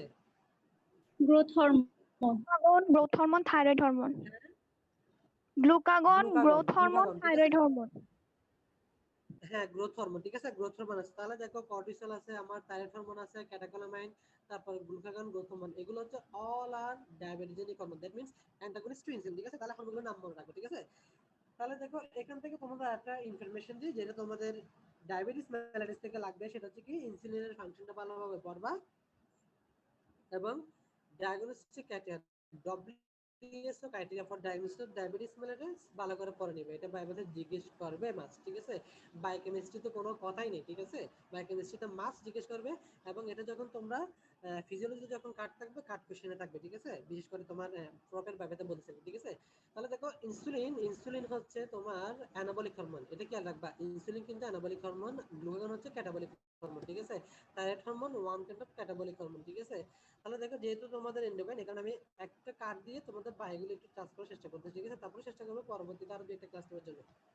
তাহলে এখানে যেটা বলতেছি, ইনসুলিন থেকে যে কথাটা বলতেছি, ইনসুলিনটা আমার ডেফিসিয়েন্সি হলে শরীরের ভিতর কি হবে? তোমার গ্লুকোজ লেভেল বেড়ে যাবে, ঠিক আছে।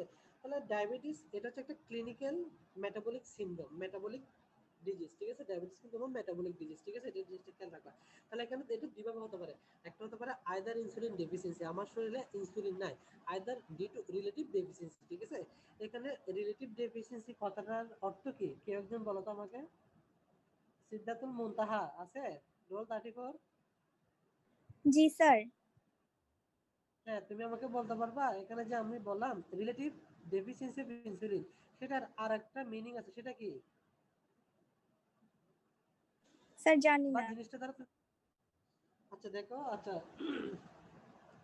তোমার নাম আমার ফার্স্ট পেজে একটা স্টুডেন্ট আছে, ঠিক আছে, এই কারণে নামটা চোখে পড়লে ডাকলাম। আচ্ছা দেখো, তাহলে এই কারণে বলতেছি ইনসুলিন রেজিস্ট্যান্স নামে কথাটা তো অবশ্যই শুনছো তোমরা।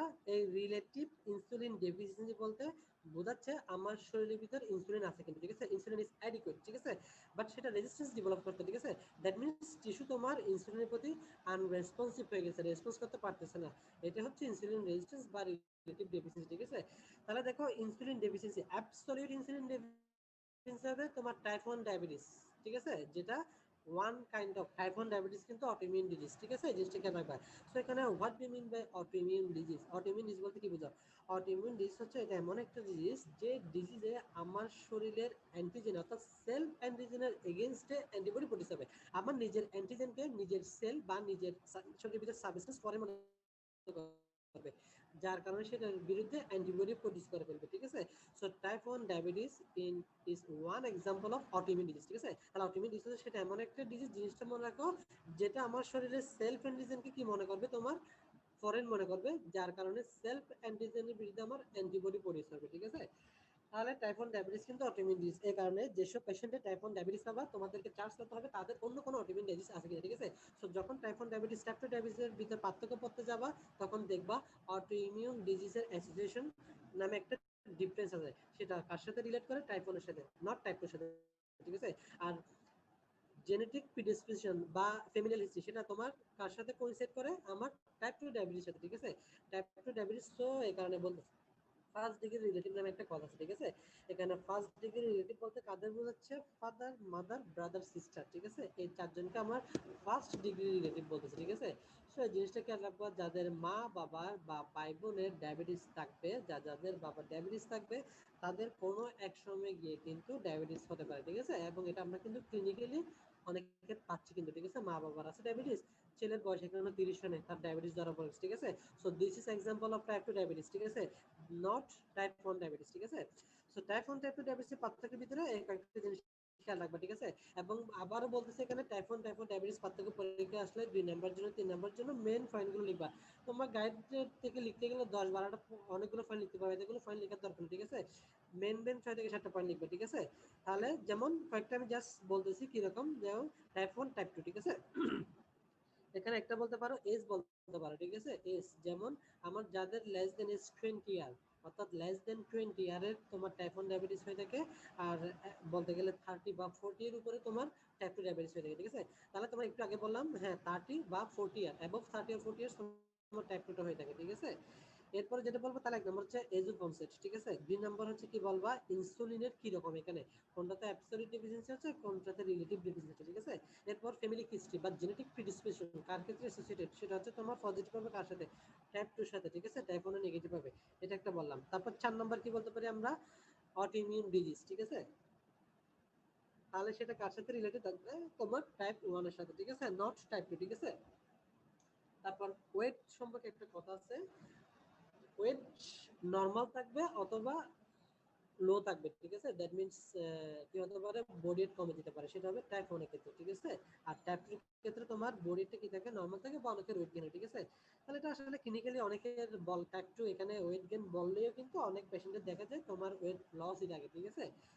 সো এই কারণে বলতেছি তোমরা যখন ইনসুলিন ডেফিসিয়েন্সি পড়বে, ঠিক আছে, আমি আগে বলতেছি ইনসুলিন হচ্ছে অ্যানাবলিক হরমোন, ঠিক আছে। এই কারণে ইনসুলিন ডেফিসিয়েন্সির কারণে আমার কি হতে পারে? ওয়েট লস হতে পারে। ওয়েট লস কেন হতে পারে? ইনসুলিনের ফাংশনের ভিতরে পড়বা, তার কাজ হচ্ছে তোমার ফ্যাট সিনথেসিস করা, ঠিক আছে, নট ফ্যাট ব্রেকডাউন, ঠিক আছে। সে তোমার কি করে? Increase lipogenesis, that means lipid synthesis করে। Decrease ketogenesis, that means ketone formation হওয়া ইনহিবিট করে, ঠিক আছে। কিটোজেনেসিস ফর্মেশন তখনই হবে যখন লাইপোলাইসিস প্রসেসটা অ্যাক্টিভেট হবে, ঠিক আছে। তাহলে দেখো ইনসুলিন আমার লাইপোজেনেসিসের মাধ্যমে আমার শরীরের ভিতরে তোমার ট্রাইগ্লিসারাইড ডিপোজিট করে, গ্লিসারল ডিপোজিট করে, এই কারণে আমাদের কি হয়? ওয়েট গেইন হয়, ঠিক আছে। বাট যখন ইনসুলিন আমার শরীরে অ্যাবসেন্ট থাকে তখন তোমার লাইপোলাইসিসটা অ্যাক্টিভেট হয়ে যায়, ঠিক আছে। লাইপোলাইসিস অ্যাক্টিভেট হয়ে গেলে আলটিমেটলি সে তোমার বিটা অক্সিডেশন হয়, অ্যাসিডাল কে প্রডিউস হয়, বাট আবার এক্সেস অ্যাসিডাল কে প্রডিউস হলে সেটা তোমার কি করতে পারে না, মেটাবলাইজ করতে পারে না টিসি সাইকেলের মাধ্যমে, ঠিক আছে। সেখানে তোমার সে অ্যাসিডাল কে তোমার 3 হাইড্রক্সি বিউটারেট অ্যাসিড এগুলোতে কনভার্ট হয়ে যায়, ঠিক আছে। এবং 3 হাইড্রক্সি বিউটারাইট, তারপর অ্যাসিডিক অ্যাসিড অ্যাসিডন, এগুলো হচ্ছে কিটোন বডি। সো কিটোন বডির নামগুলো একটু খেয়াল রাখবা, এগুলো তোমার পরীক্ষায় এমসিকিউ আসতে পারে বা অনেক সময় জিজ্ঞেস করতে পারে। সো আলটিমেটলি কিটোন বডিগুলো থেকে তোমার যখন শরীর ব্লাড যে বেরিয়ে যাবে সেখান থেকে কিটোনেমিয়া হবে, যখন ইউরিন দিয়ে এক্সিট করবে কিটোনুরিয়া হবে, ঠিক আছে। এবং আলটিমেটলি আমার কিটোএসিডোসিস ডেভেলপ করবে, ঠিক আছে। অর্থাৎ কিটোন বডিগুলো তোমার কার্বক্সিল গ্রুপ থেকে হাইড্রোজেন আয়নটা আমার অ্যাসিডোসিস জন্য দেয় আর কি, ঠিক আছে, যেটাকে আমরা ডায়াবেটিক কিটোএসিড বলে থাকি, যেটা one of the emergency complication of diabetes mellitus, ঠিক আছে। সো ডায়াবেটিস কিটোএসিডোসিস জিনিসটা কি, এটার সাইন সিমটম কি, ট্রিটমেন্ট কি, এগুলো একটু খেয়াল রাখবে, ঠিক আছে। এবং ডায়াবেটিক কিটোএসিডোসিস এটা খেয়াল রাখবে, এটা তোমার কাদের বেশি হয়, এটা টাইপ 1 ডায়াবেটিস মেলাইটিস যাদের তাদের বেশি হয়, ঠিক আছে। টাইপ 2 এ কিন্তু হতে পারে, তবে ওদের কম হয়, ঠিক আছে। বাট অ্যাকচুয়ালি তোমার টাইপ 1 টাইপ 2 যদি হিসাব করতে গেলে তোমার পার্সেন্টেজে তো একটু গাইডলাইনে লেখা আছে, সেটা হচ্ছে কি আমার 90 থেকে 95% হচ্ছে টাইপ 2 ডায়াবেটিস মেলাইটিস আর 10% হচ্ছে টাইপ 1 ডায়াবেটিস মেলাইটিস, ঠিক আছে। সেই কারণে টাইপ 1 ডায়াবেটিস মেলাইটিস রেয়ার, ঠিক আছে। তোমার ডায়াবেটিক এসিডোসিস যখন ক্লিনিক্যাল সেলে যাবে তখন দেখবে যে টাইপ 2 ডায়াবেটিস মেলাইটিস পেশেন্টদেরই পাচ্ছ, ঠিক আছে। এবং ডায়াবেটিক এসিডোসিস কিন্তু একটা ইমার্জেন্সি কমপ্লিকেশন, ঠিক আছে। এখানে তোমার কি হতে পারে, সাইন সিমটম মেলে যেটা হয় তার অ্যানোরেক্সিয়া হতে পারে, নসিয়া হতে পারে, ভমিটিং হতে পারে, ডায়রিয়া হতে পারে, ঠিক আছে। আর হাইপোটেনশন হতে পারে, সাইনের ভিতরে কি হতে পারে, ডিহাইড্রেশন হয়, তোমার কি হতে পারে, হাইপোটেনশন হতে পারে, ঠিক আছে। ট্যাকিকার্ডিয়া হতে পারে, ঠিক আছে, সায়ানোসিস হতে পারে, ঠিক আছে। এবং এটার জন্য যেটা ট্রিটমেন্ট সেটাকে আমরা মেইনলি বলতে গেলে 3টা ট্রিটমেন্ট, ঠিক আছে, ভালো করে খেয়াল রাখো, 3টা ট্রিটমেন্ট, ঠিক আছে। সেখানে কি কি দিতে হবে আমাকে, যেহেতু পেশেন্টের ডিহাইড্রেশন হচ্ছে, পলিউরিয়া হয়, তার শরীর থেকে ইয়া চলে যাচ্ছে, আমাকে কি দিতে হবে, তোমাকে ফ্লুইড দিতে হবে, ঠিক আছে। সো আইবি ফ্লুইড দিতে হবে, যে প্রেশার বাড়তে সহায়তা করবে, ঠিক আছে। তার ইলেকট্রোলাইট ইমব্যালেন্স হবে, ঠিক আছে। সেখানে আমাকে কি দিতে হবে, ইলেকট্রোলাইট সাপ্লাই দিতে হবে, ঠিক আছে। আরটা কি দিতে হবে, কি দিতে হবে একটা, কেউ একজন বলো কি দিবা।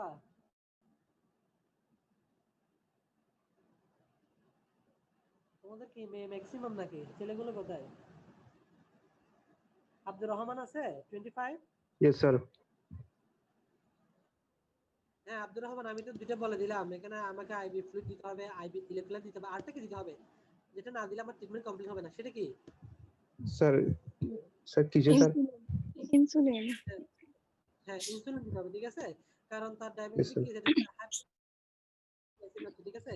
আমরা বলে থাকি diabetes mellitus 2 hour after breakfast বা 2 hour after 75 gram oral glucose নেওয়ার পরে আমার 11.1 বা তার বেশি হলো, ঠিক আছে।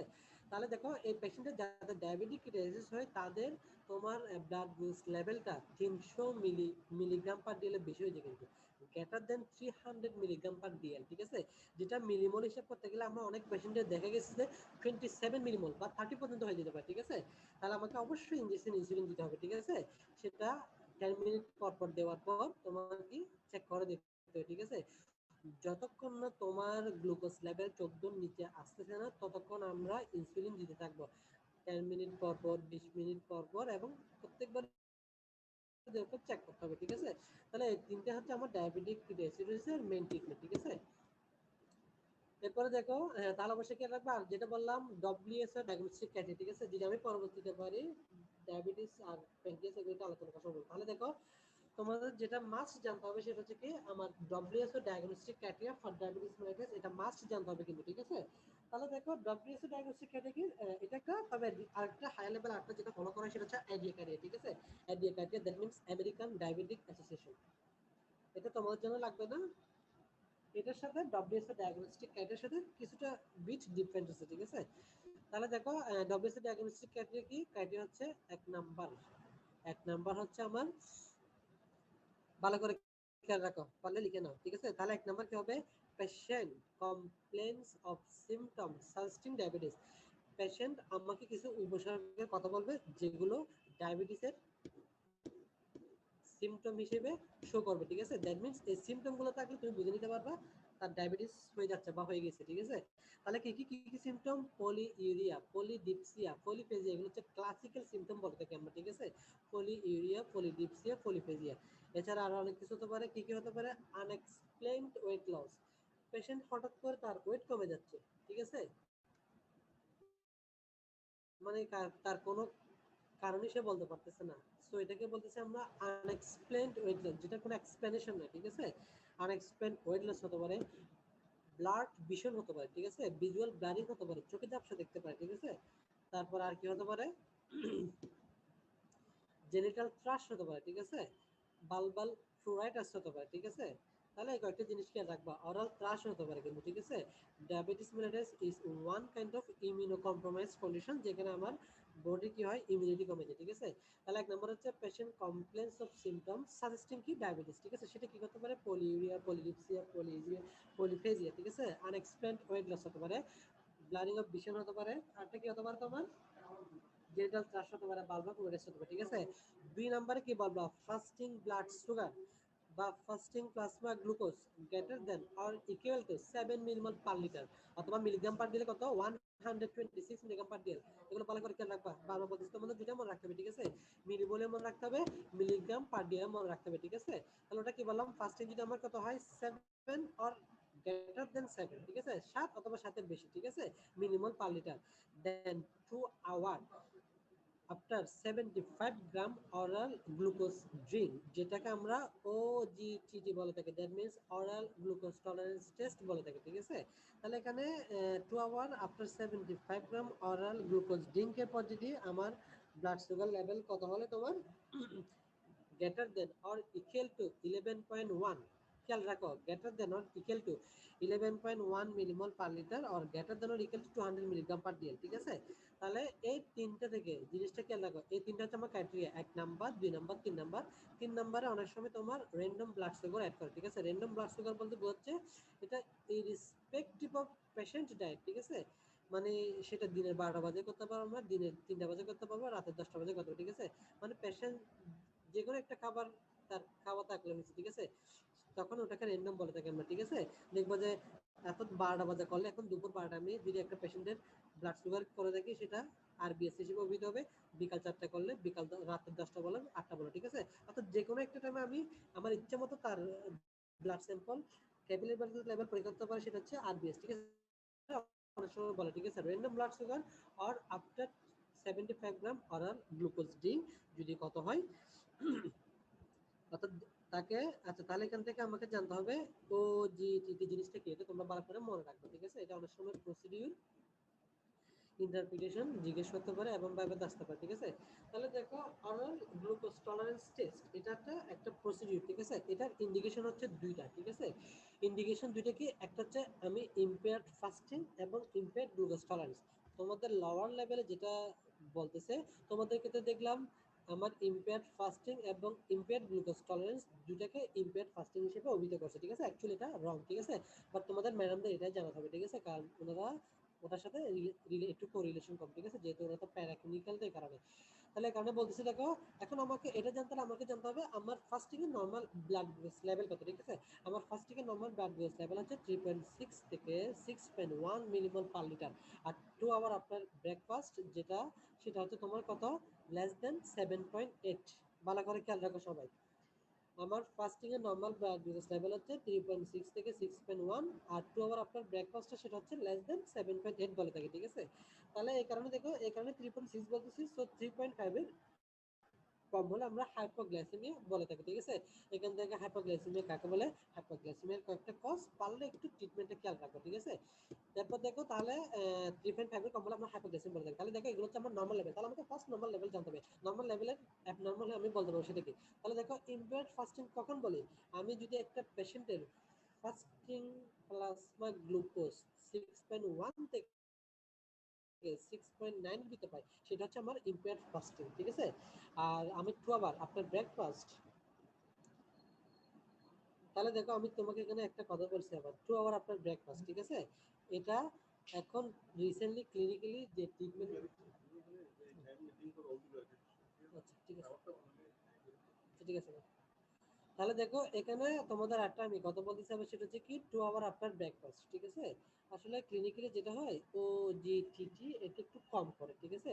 ও জিটিটি পরীক্ষা একটু কম করা হয়। আমরা ক্লিনিক্যালি যেটা করে থাকি, সেটা হচ্ছে তোমার ফাস্টিং ব্লাড সুগারটা করে থাকি এবং 2 আওয়ার আফটার ব্রেকফাস্ট করে থাকি, ঠিক আছে। এখানে তোমাদের কোনো রিলেটিভ যদি তোমার ডায়াবেটিক পেশেন্ট থাকে, তাদের ডায়াবেটিস পরীক্ষা রিপোর্ট দেখলে ওখানে দেখতে পারবে, ঠিক আছে। তাহলে কি বললাম, একটা হচ্ছে ফাস্টিং ব্লাড সুগার দেখে আমরা ক্লিনিক্যালি, আর একটা 2 আওয়ার আফটার ব্রেকফাস্ট দেখি, ঠিক আছে। তাহলে আমি যে বললাম এখানে যদি আমি ফাস্টিং যদি তোমার কত পাই, লেভেলটা যদি 6.1 থেকে 6.9 এর ভিতরে থাকে সেটা হচ্ছে ইম্পেয়ার্ড ফাস্টিং লেভেল, ঠিক আছে। আর 2 hour after breakfast, 2 after breakfast মানে সে নাস্তা করবে, ঠিক আছে। সে হয়তো রুটি দিয়ে তোমার ডাল খাবে বা পরোটা দিয়ে তোমার ডাল খেলো, ঠিক আছে, বা অন্য কোনো যে কোনো খাবার খেলো, এবং সেটা অবশ্যই একটু এডুকেট হতে হবে, ঠিক আছে। সেটা খাবার 2 ঘন্টা পরে যদি আমি ব্লাড সুগার লেভেল মেজার করি, সেটা হচ্ছে 2 আওয়ার আফটার ব্রেকফাস্ট, ঠিক আছে। এবং এই লেভেলটা যদি আমার 7.8 থেকে 11 এর ভিতর থাকে, সেটাকে বলতেছি আমরা ইম্পেয়ার্ড গ্লুকোজ টলারেন্স, ঠিক আছে। তাহলে এই ইম্পেয়ার্ড ফাস্টিং এবং ইম্পেয়ার্ড গ্লুকোজ টলারেন্স, এই দুটাই হচ্ছে আমার indication of oral glucose tolerance test, ঠিক আছে। বাট তোমাদের ক্ষেত্রে ইম্পেয়ার্ড ফাস্টিং আর ইম্পেয়ার্ড গ্লুকোজ টলারেন্স দুটাকে একসাথে তোমাদের ইম্পেয়ার্ড ফাস্টিং হিসেবে লিখছে। বাট তোমরা মাইন্ডে ওই জিনিসটা খেয়াল রাখো, ম্যাডামদের তোমরা ওটা বলবা, কিন্তু মাইন্ডে আজকে থেকে খেয়াল রাখবা ইম্পেয়ার্ড ফাস্টিং হচ্ছে কোনটা, যেটা আমি 6.1 থেকে 6.9 এর ভিতরে লেভেলটা বললাম, ঠিক আছে। আর ইম্পেয়ার্ড গ্লুকোজ টলারেন্স হচ্ছে আমার যে লেভেলটা তোমার 7.8 থেকে 11 এর থাকে। সো এই দুটোই হচ্ছে আমার indication of oral glucose tolerance test, ঠিক আছে। তাহলে আমি একটু প্রসিডিউরটা বলে দিচ্ছি। অরাল গ্লুকোজ টলারেন্স টেস্টের প্রসিডিউর হচ্ছে কি, পেশেন্টকে তোমার পরীক্ষা করার 3 দিন আগে থেকে আনরেস্ট্রিক্টেড কার্বোহাইড্রেট এনে রাখতে হবে। আনরেস্ট্রিক্টেড কার্বোহাইড্রেট ডায়েট মানে সে তার ইচ্ছা মতো খাবে, ঠিক আছে, কোনো নিষেধ নাই। সে মিষ্টি বলো, রসমালাই বলো, সন্দেশ বলো, যা খাওয়ার ইচ্ছা একদম খেতে থাকবে, ঠিক আছে, কোনো বাচ্চা নেই, ঠিক আছে। এটা একটা। 2 নম্বর যেটা করতে হবে, এখানে ফাস্টিং একটা কথা বলতেছি আমরা, ঠিক আছে। ফাস্টিং এটার মিনিংটা কি, এটা হচ্ছে একটা পেশেন্টকে অ্যাট লিস্ট 8 আওয়ার কোনো খাবার না খেয়ে থাকতে হবে, এটা হচ্ছে ফাস্টিং, ঠিক আছে। দ্যাট মিনস তুমি যদি রাত 12টার আগে ভাত খেয়ে থাকো, 12টা থেকে 8টার ভিতরে, এরপর আর কোনো ডায়েট না নিয়ে আমি যদি 8টায় স্যাম্পলটা দিয়ে থাকি, সেটা হচ্ছে ফাস্টিং প্লাজমা গ্লুকোজ স্যাম্পল, ঠিক আছে। তাহলে কেন ফাস্টিং মিনটা জানতে হবে, ঠিক আছে। তাহলে পেশেন্টকে কি থাকতে হবে, fasting overnight, that means at least 8 hour তাকে কি করতে হবে, কোনো ক্যালোরি ইনটেক করা যাবে না, মানে ভাত খাওয়ার পর আর কি, ঠিক আছে। 3 নম্বর যেটা করতে হবে সেটা কি, যখন সে পরীক্ষা দিতে আসবে তখন আমরা তার ফাস্টিং স্যাম্পলটা নিয়ে নিব, করসপন্ডিং ইউরিন স্যাম্পলটাও নিয়ে নিব, ঠিক আছে। এরপর কি করব, তাকে আমি 250 থেকে 300 ml পানিতে 75 গ্রাম গ্লুকোজ মিক্স করে তাকে খাওয়াই দিব, ঠিক আছে। এই গ্লুকোজটা, এই ড্রিঙ্কটা খাওয়ানোর পরে 2 ঘন্টা পরে আমি তার আবার কি নিব, প্লাজমা স্যাম্পল নিব এবং ইউরিন করসপন্ডিং ইউরিন স্যাম্পল নিব, ঠিক আছে। এবং এই ক্ষেত্রে আমাকে পেশেন্টকে কয়েকটা কথা বলে দিতে হবে, ঠিক আছে। অর্থাৎ তার ফাস্টিং স্যাম্পল নেওয়ার পর তার 75 গ্রাম অরাল গ্লুকোজ ড্রিঙ্ক করার পরে যে কথাগুলো বল, সেটা হচ্ছে 1 নাম্বার, পেশেন্টকে রেস্টে থাকতে হবে, ঠিক আছে। অর্থাৎ এই 2 ঘন্টার ভিতরে সে হাঁটাচলা করতে পারবে না, এদিক ওদিক দৌড়াদৌড়ি করতে পারবে না। এবং পেশেন্টকে বলা হয় এই 2 ঘন্টার জন্য সে একটা জায়গায় বসে থাকে, ঠিক আছে, সিটিং পজিশনে, ঠিক আছে। 3 নম্বর যেটা বলে সেটা কি, সে কোনো ধূমপান করতে পারবে না, ঠিক আছে। সে কোনো ধূমপান করতে পারবে না, এবং কিছু তোমার ক্যাফেইন জাতীয়, অ্যালকোহল জাতীয় এই খাবারগুলো কিন্তু এই 2 ঘন্টার ভিতরে খেতে পারবে না, ঠিক আছে। এগুলো হচ্ছে কথা। এখন ঠিক আছে, আমি এগুলো জাস্ট করে ফেললাম, আমি স্যাম্পল নিলাম। এখন আমি রিপোর্ট আসছে মনে করো আমার, ঠিক আছে। রিপোর্টে দেখো আমি মনে করো ফাস্টিং যদি তোমার কিসের ভিতর পেয়ে থাকি, নর্মালের ভিতর পেলে তো শেষ, নর্মালের ভিতর না পেলে আমি দেখো, আমি অবশ্যই তাহলে ইম্পেয়ার ফাস্টিং পেয়েছি, আমার এই কারণে পরীক্ষাটা করলাম, ঠিক আছে। তাহলে ইম্পেয়ার, এখন দেখো যদি আমার ফাস্টিং লেভেল যদি 7 বা 7 এর বেশি হয়, আর 2 hour after 75 gram oral glucose drink দেওয়ার পরে লেভেলটা যদি আমার কত হয়, 11.1 বা তার বেশি, তাহলে আমার ডায়াগনোসিস কনফার্ম হয়ে গেছে, ঠিক আছে। তাহলে এক্ষেত্রে কিন্তু তোমাদের ওভাবে দেওয়া আছে মনে, ঠিক আছে। Impaired fasting, impaired glucose tolerance, তারপর 2 আওয়ার আফটার ব্রেকফাস্ট, এইভাবে দেওয়া আছে, ঠিক আছে। তাহলে এটা হচ্ছে আমার ইন্টারপ্রিটেশন, ঠিক আছে। মানে লেভেলটা কত কত হলে আমি কিভাবে বলবো, ঠিক আছে। যদি নর্মালের ভিতর থাকে তাহলে ওটা কি থাকবে, নর্মাল থাকবে, ঠিক আছে। যদি তুমি গ্লুকোজ টলারেন্স করার পরে যদি তুমি 6.1 থেকে 6.9 এর ভিতরে পাও, তাহলে ওটা কি হবে, ইন্টারপ্রিটেশন কি হবে, ইম্পেয়ার্ড ফাস্টিং। আমি যদি সেটা 7.8 থেকে 11.1 এর ভিতরে লেভেল থাকবে, সেটা আমার ইন্টারপ্রিটেশন কি হবে, ইম্পেয়ার্ড গ্লুকোজ টলারেন্স। আর আমি যদি ফাস্টিংয়ের সাথে বেশি পাই এবং 2 hour after 75 gram oral glucose drink নেওয়ার পরে যদি আমি কত বেশি পাই, 11.1 বা তার বেশি পাই, তাহলে সেটা ইন্টারপ্রিটেশন ডায়াবেটিস মেলাইটিস, ঠিক আছে। তাহলে দেখো আমার ডায়াগনস্টিক ক্রাইটেরিয়া যেটা বললাম তোমাদের, একটা হচ্ছে তোমার কি, patient complain system sensitive diabetes, 2 নম্বর হচ্ছে ফাস্টিং ব্লাড সুগার, 3 নম্বর হচ্ছে 2 hour after 75 gram oral glucose drink, ঠিক আছে। তোমরা এটা মনে রাখো, যদিও উপরের ক্ষেত্রে তোমার অনেক সময় কি বলে, এটা না বলে 2 আওয়ার আফটার ব্রেকফাস্ট, ঠিক আছে। তাহলে দেখো এখানে ক্ষেত্রে আমার যেটা করতে হবে, তো এই 3 হচ্ছে ক্রাইটেরিয়া। তাহলে এই 3টার ভিতর কি কি হলে আমার পজিটিভ হবে, ঠিক আছে। একটা হচ্ছে কি, যাদের টিপিক্যাল সিমটম পাবা, দ্যাট মিনস যেসব পেশেন্টের পলিউরিয়া থাকবে, পলিডিপসিয়া থাকবে, পলিফেজিয়া থাকবে, তাদের ক্ষেত্রে আমার ফাস্টিং ব্লাড সুগার বা 2 আওয়ার আফটার ব্রেকফাস্ট বা 2 আওয়ার আফটার 75 অরাল গোজডিং, এগুলো যে কোনো একটা যদি আমি পজিটিভ পাই তাহলে ডায়াবেটিস মেলাইটিস কনফার্ম। ভালো করে খেয়াল করো, এই লাইনটি একটু খেয়াল রাখো। অর্থাৎ এই তিনটা ক্রাইটেরিয়ার ভিতর যেসব পেশেন্টদের টিপিক্যাল সিমটম থাকবে তাদের ক্ষেত্রে টিপিক্যাল সিমটম সাথে যদি আমি ফাস্টিং ব্লাড সুগার এবং 2 আওয়ার আফটার 75 যে কোনো একটা পজিটিভ পাই তাহলে ডায়াবেটিস মেলাইটিস ডায়াগনোসিস।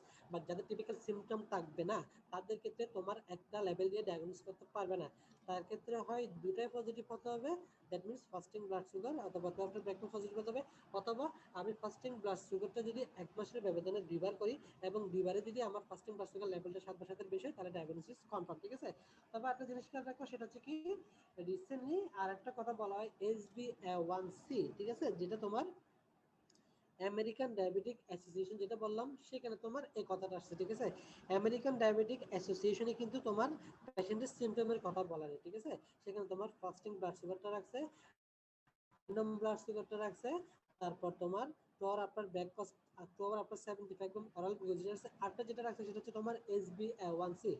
HbA1c হচ্ছে তোমার যেটা গ্লাইকেটেড হিমোগ্লোবিন বলে থাকি আমরা। ঠিক আছে, এই HbA1c অনেক সময় শর্ট নোট আসতে পারে বা জিনিসটা কি, এটা হচ্ছে স্লো এনজাইমেটিক, ঠিক আছে, নন কোভ্যালেন্ট অ্যাটাচমেন্টেড গ্লুকোজ উইথ হিমোগ্লোবিন। ঠিক আছে, তাহলে HbA1 এর নরমাল লেভেল মানে তোমাদের ক্ষেত্রে 0.2 থেকে 6 লিখছে, লেভেলটা মনে রাখবে। ঠিক আছে, এবং HbA1c তোমার ইম্পর্টেন্সটা কি, এটা হচ্ছে আমরা একটা পেশেন্টের গ্লাইসেমিক কন্ট্রোলটা কিরকম সেটা জানতে পারবো। ঠিক আছে, ওভার 3 মান্থস। ঠিক আছে, এই কারণে বলতেছি, দেখো অনেক পেশেন্ট কিন্তু চালাক। ঠিক আছে, তাদের ডায়াবেটিস প্রতিদিনে যেটা হয় তারা একদম ডায়েট এমন ভাবে কন্ট্রোল করে ফেলে যে তোমার ওইদিকে তোমার তার লেভেলটা কি চলে আসে নর্মালের ভিতরে বা ইম্পেয়ার্ড ফাস্টিং এ চলে আসে। ঠিক আছে, তখন যেটা করা যায়, এটা পেশেন্ট কি এখানে কোনো কিছু করছে কিনা, ঠিক আছে, বা সে একদম extreme diet strict diet control করছে কিনা সেটা আমরা তার HbA1c করে জানতে পারবো। ঠিক আছে, that mean HbA1c reflect glycaemic control of a patient over 3 month. ঠিক আছে, অর্থাৎ আমি একটা পেশেন্টের HbA1c করলে আমি তার 3 মাসে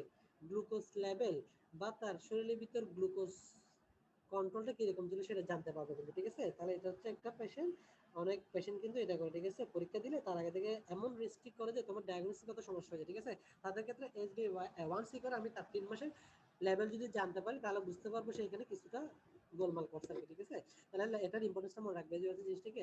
এবং তাহলে আলটিমেট যেটা বললাম, আইডিয়া ক্রাইটেরিয়াতে তোমার HbA1c লেভেল যদি কত বেশি হয়, গ্রেটার দেন 6.5% বলছে। ঠিক আছে, তোমাদের নিচের ক্ষেত্রে 4.2 থেকে 6 পর্যন্ত নরমাল ধরছে, বাট ওখানে 4.2 থেকে আপ টু 6.5 নরমাল। ঠিক আছে, সেখানে গ্রেটার দেন 6.5 এর উপরে গেলে সেটা ডায়াবেটিস আন্ডারে চলে যাচ্ছে ডায়াগনোস। ঠিক আছে, তাহলে এই কারণে ডায়াবেটিস ডায়াগনোস্টিক ক্রাইটেরিয়া ভালো করে খেয়াল রাখো। ঠিক আছে, একলাপে কোথায় চলে গেলাম, তাহলে দেখো প্রোটিন মেটাবলিজমে যেটা খেয়াল রাখবা, decrease protein synthesis in sell body except liver. ঠিক আছে, মানে সে লিভারে প্রোটিন সিনথেসিস করবে, অন্য টিস্যুগুলোতে সে প্রোটিন কি করবে, ব্রেক ডাউন করবে। ঠিক আছে, এরপর দেখো on fat metabolism, increase fatty acid mobilisation from adipose tissue. ঠিক আছে, আমার অ্যাডিপোজ টিস্যু থেকে ফ্যাটি অ্যাসিড মোবিলাইজ করবে। ঠিক আছে, ইনক্রিজ প্লাজমা ফ্যাটি অ্যাসিড। ঠিক আছে, ইনক্রিজ কিটোন বডি ফর্মেশন। এরপর অ্যান্টি ইনফ্ল্যামেটরি ইফেক্ট। ঠিক আছে, block the early stage of inflammation process, causes rapid regeneration of inflammation, increase rapid reporting. ঠিক আছে, এই তিনটে মনে রাখবে, থেকে বেশি মনে রাখার দরকার নেই।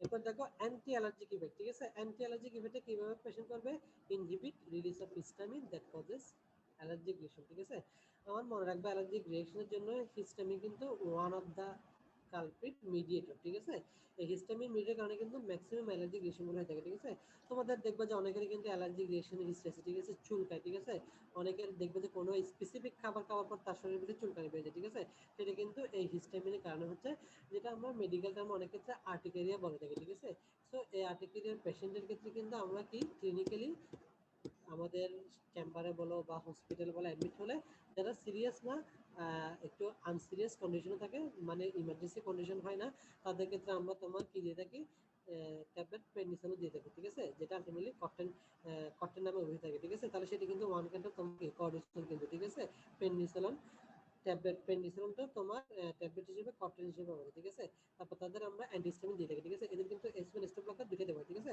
যে ব্লকারগুলো তোমরা কিসে ফার্মাগুলো যদি ভালো করে করতে পারবা। ঠিক আছে, S1 S2। ঠিক আছে, দ্যাট মিনস তোমার র্যানিটিডিন ফ্যামোটিডিন। ঠিক আছে, অনেক সময় তোমার নিউসেপটিন নামে শুনতে পারবা, নিউসেপটিন বলো, নিউটেক বলো, এগুলো তো তোমার স্টপ ব্লকার। ঠিক আছে, আর অপটন, তারপর সেক্লো, যেগুলো ওমেপ্যারাজল, ঠিক আছে, সেগুলো হচ্ছে ওমেপ্যারাজল, ঠিক আছে, সপ্তম হচ্ছে তোমার ইসোমেপ্যারাজল, ঠিক আছে, এগুলো হচ্ছে আমার পিপিআই, ঠিক আছে, এগুলো হচ্ছে প্রোটন পাম্প ইনহিবিটর, ঠিক আছে। তাহলে এই কথাগুলো তোমাদের এই কারণে বলছি, তোমরা যখন জেডিতে গ্যাস্ট্রিক অ্যাসিড সিক্রেশন করো, ঠিক আছে, সেখানে কিন্তু আমার এগুলোই দেয় কিন্তু, ঠিক আছে, প্রোটন পাম্প, তারপর তোমার হাইড্রোজেন পটাশিয়াম পাম্প, ঠিক আছে। আলটিমেটলি স্যার আমরা যখন একটা পেশেন্ট, হ্যাঁ স্যার আপনার বলো। কথাগুলো মাঝে মাঝে মধ্যে অনেক ছোট হয়ে যাচ্ছে, আবার মাঝে মধ্যে একটু বড় হচ্ছে, একদম ক্লিয়ারলি শোনা যাচ্ছে না স্যার। আসলে নেটওয়ার্কের সমস্যা, কিন্তু আমার গলা শুকিয়ে যাচ্ছে। আচ্ছা ঠিক আছে, একটু সাথে সাথে বলবা, কম বুঝে সাথে সাথে বলবা। তাহলে এই কারণে বলতেছি, এদের এসব পেশেন্টদের ট্রিটমেন্টের আমার কি দিতে হয়, কর্টিসল দিতে হয় ট্যাবলেট, তারপর তোমার S1 S2 ব্লকার গুলো দিতে হয়। S2 ব্লকারটা এখানে তোমার অ্যান্টি আলসার হিসেবে কাজ করে, আর S1টা হচ্ছে অ্যান্টি হিস্টামিক, ঠিক আছে। আর অনেক সময় টোপেন নামে একটা ট্যাবলেটের অবশ্যই নাম শুনছে, এটা যেটা বিশেষ করে ছোট বাচ্চাদের কাশি টাশি বেশি থাকলে ওদের দেওয়া হয়, ঠিক আছে। এটা হচ্ছে মাস্ট সেল স্টেবিলাইজার, ঠিক আছে। এই হিস্টামিন কিন্তু তোমার মাস্ট সেল থেকে রিলিজ হয়, ঠিক আছে। সো মাস্ট সেলকে যদি আমি ব্লক করতে পারি বা স্টেবিলাইজ করতে পারি বা হিস্টামিন রিলিজ না দিই, তাহলে সেক্ষেত্রে কাজ করবে, ঠিক আছে। তাহলে দেখো এই কারণে বললাম আলটিমেটলি ট্রিটমেন্টে এগুলো লাগে, ঠিক আছে। তাহলে দেখো, inhibit release of histamine that causes allergic reaction, ঠিক আছে, ইনফেকশন ব্লাড সেল, ঠিক আছে। আমার কর্টিসল কোনো সেল কাউন্ট বাড়ায় দিবে, কোনো সেল কাউন্ট কমে দিবে, সেটা কি আরবিসি, নিউট্রোফিল, প্লেটলেট, এই তিনটার কাউন্ট বাড়ায় দিবে, বাট ইওসিনোফিল, বেসোফিল, লিম্ফোসাইট এগুলো কমে দিবে, ঠিক আছে। তাহলে লিম্ফোসাইট কমে দিলে তো বুঝতেছো, ঠিক আছে, সেখান থেকে তোমার বেসোফিল ইওসিনোফিল, ঠিক আছে, বেসোফিল থেকে তোমার মেইনলি কোনটা আসে, হেপারিনটা আসে, ঠিক আছে। আর ইওসিনোফিল কিন্তু ওয়ান কাইন্ড অফ অ্যালার্জিক রিঅ্যাকশনের জন্য, ঠিক আছে, বিশেষ করে তোমার অ্যান্টি হেলমিনথিক, ঠিক আছে, অর্থাৎ যেগুলো হেলমিনথের কারণে হয়ে থাকে, ঠিক আছে। হেলমিন কিন্তু আমার অ্যালার্জিক রিঅ্যাকশন হয়ে থাকে, ঠিক আছে, সেখানে ইওসিনোফিলটা তোমার রেজিস্ট হিসেবে কাজ করে, ঠিক আছে। এরপর effect on immunity, decrease level of immunity by decreasing the output of T cell and antibody from the lymphoid tissue. তাহলে আমি আগে বললাম, আমরা যে তোমার আর্টিকেরিয়া বলো বা সিওপিডি বলো, এখানে যে আমরা ইনজেকশন হাইড্রোকর্টিসন দিচ্ছি, সেটার মেন একটা কাজ তার ইমিউনিটিটাকে সাপ্রেস করা আর কি, ঠিক আছে। সে সাপ্রেসটা আমরা এভাবে করে থাকি, ঠিক আছে। সো লং টার্ম যারা এই ট্রিটমেন্ট নিবে তাদের কিন্তু কিছুটা সমস্যা হয়, ঠিক আছে, ইমিউনিটি কম্প্রোমাইজ হয়, ঠিক আছে। সো কয়েকটা ইমিউনো কম্প্রোমাইজ কন্ডিশন বলে,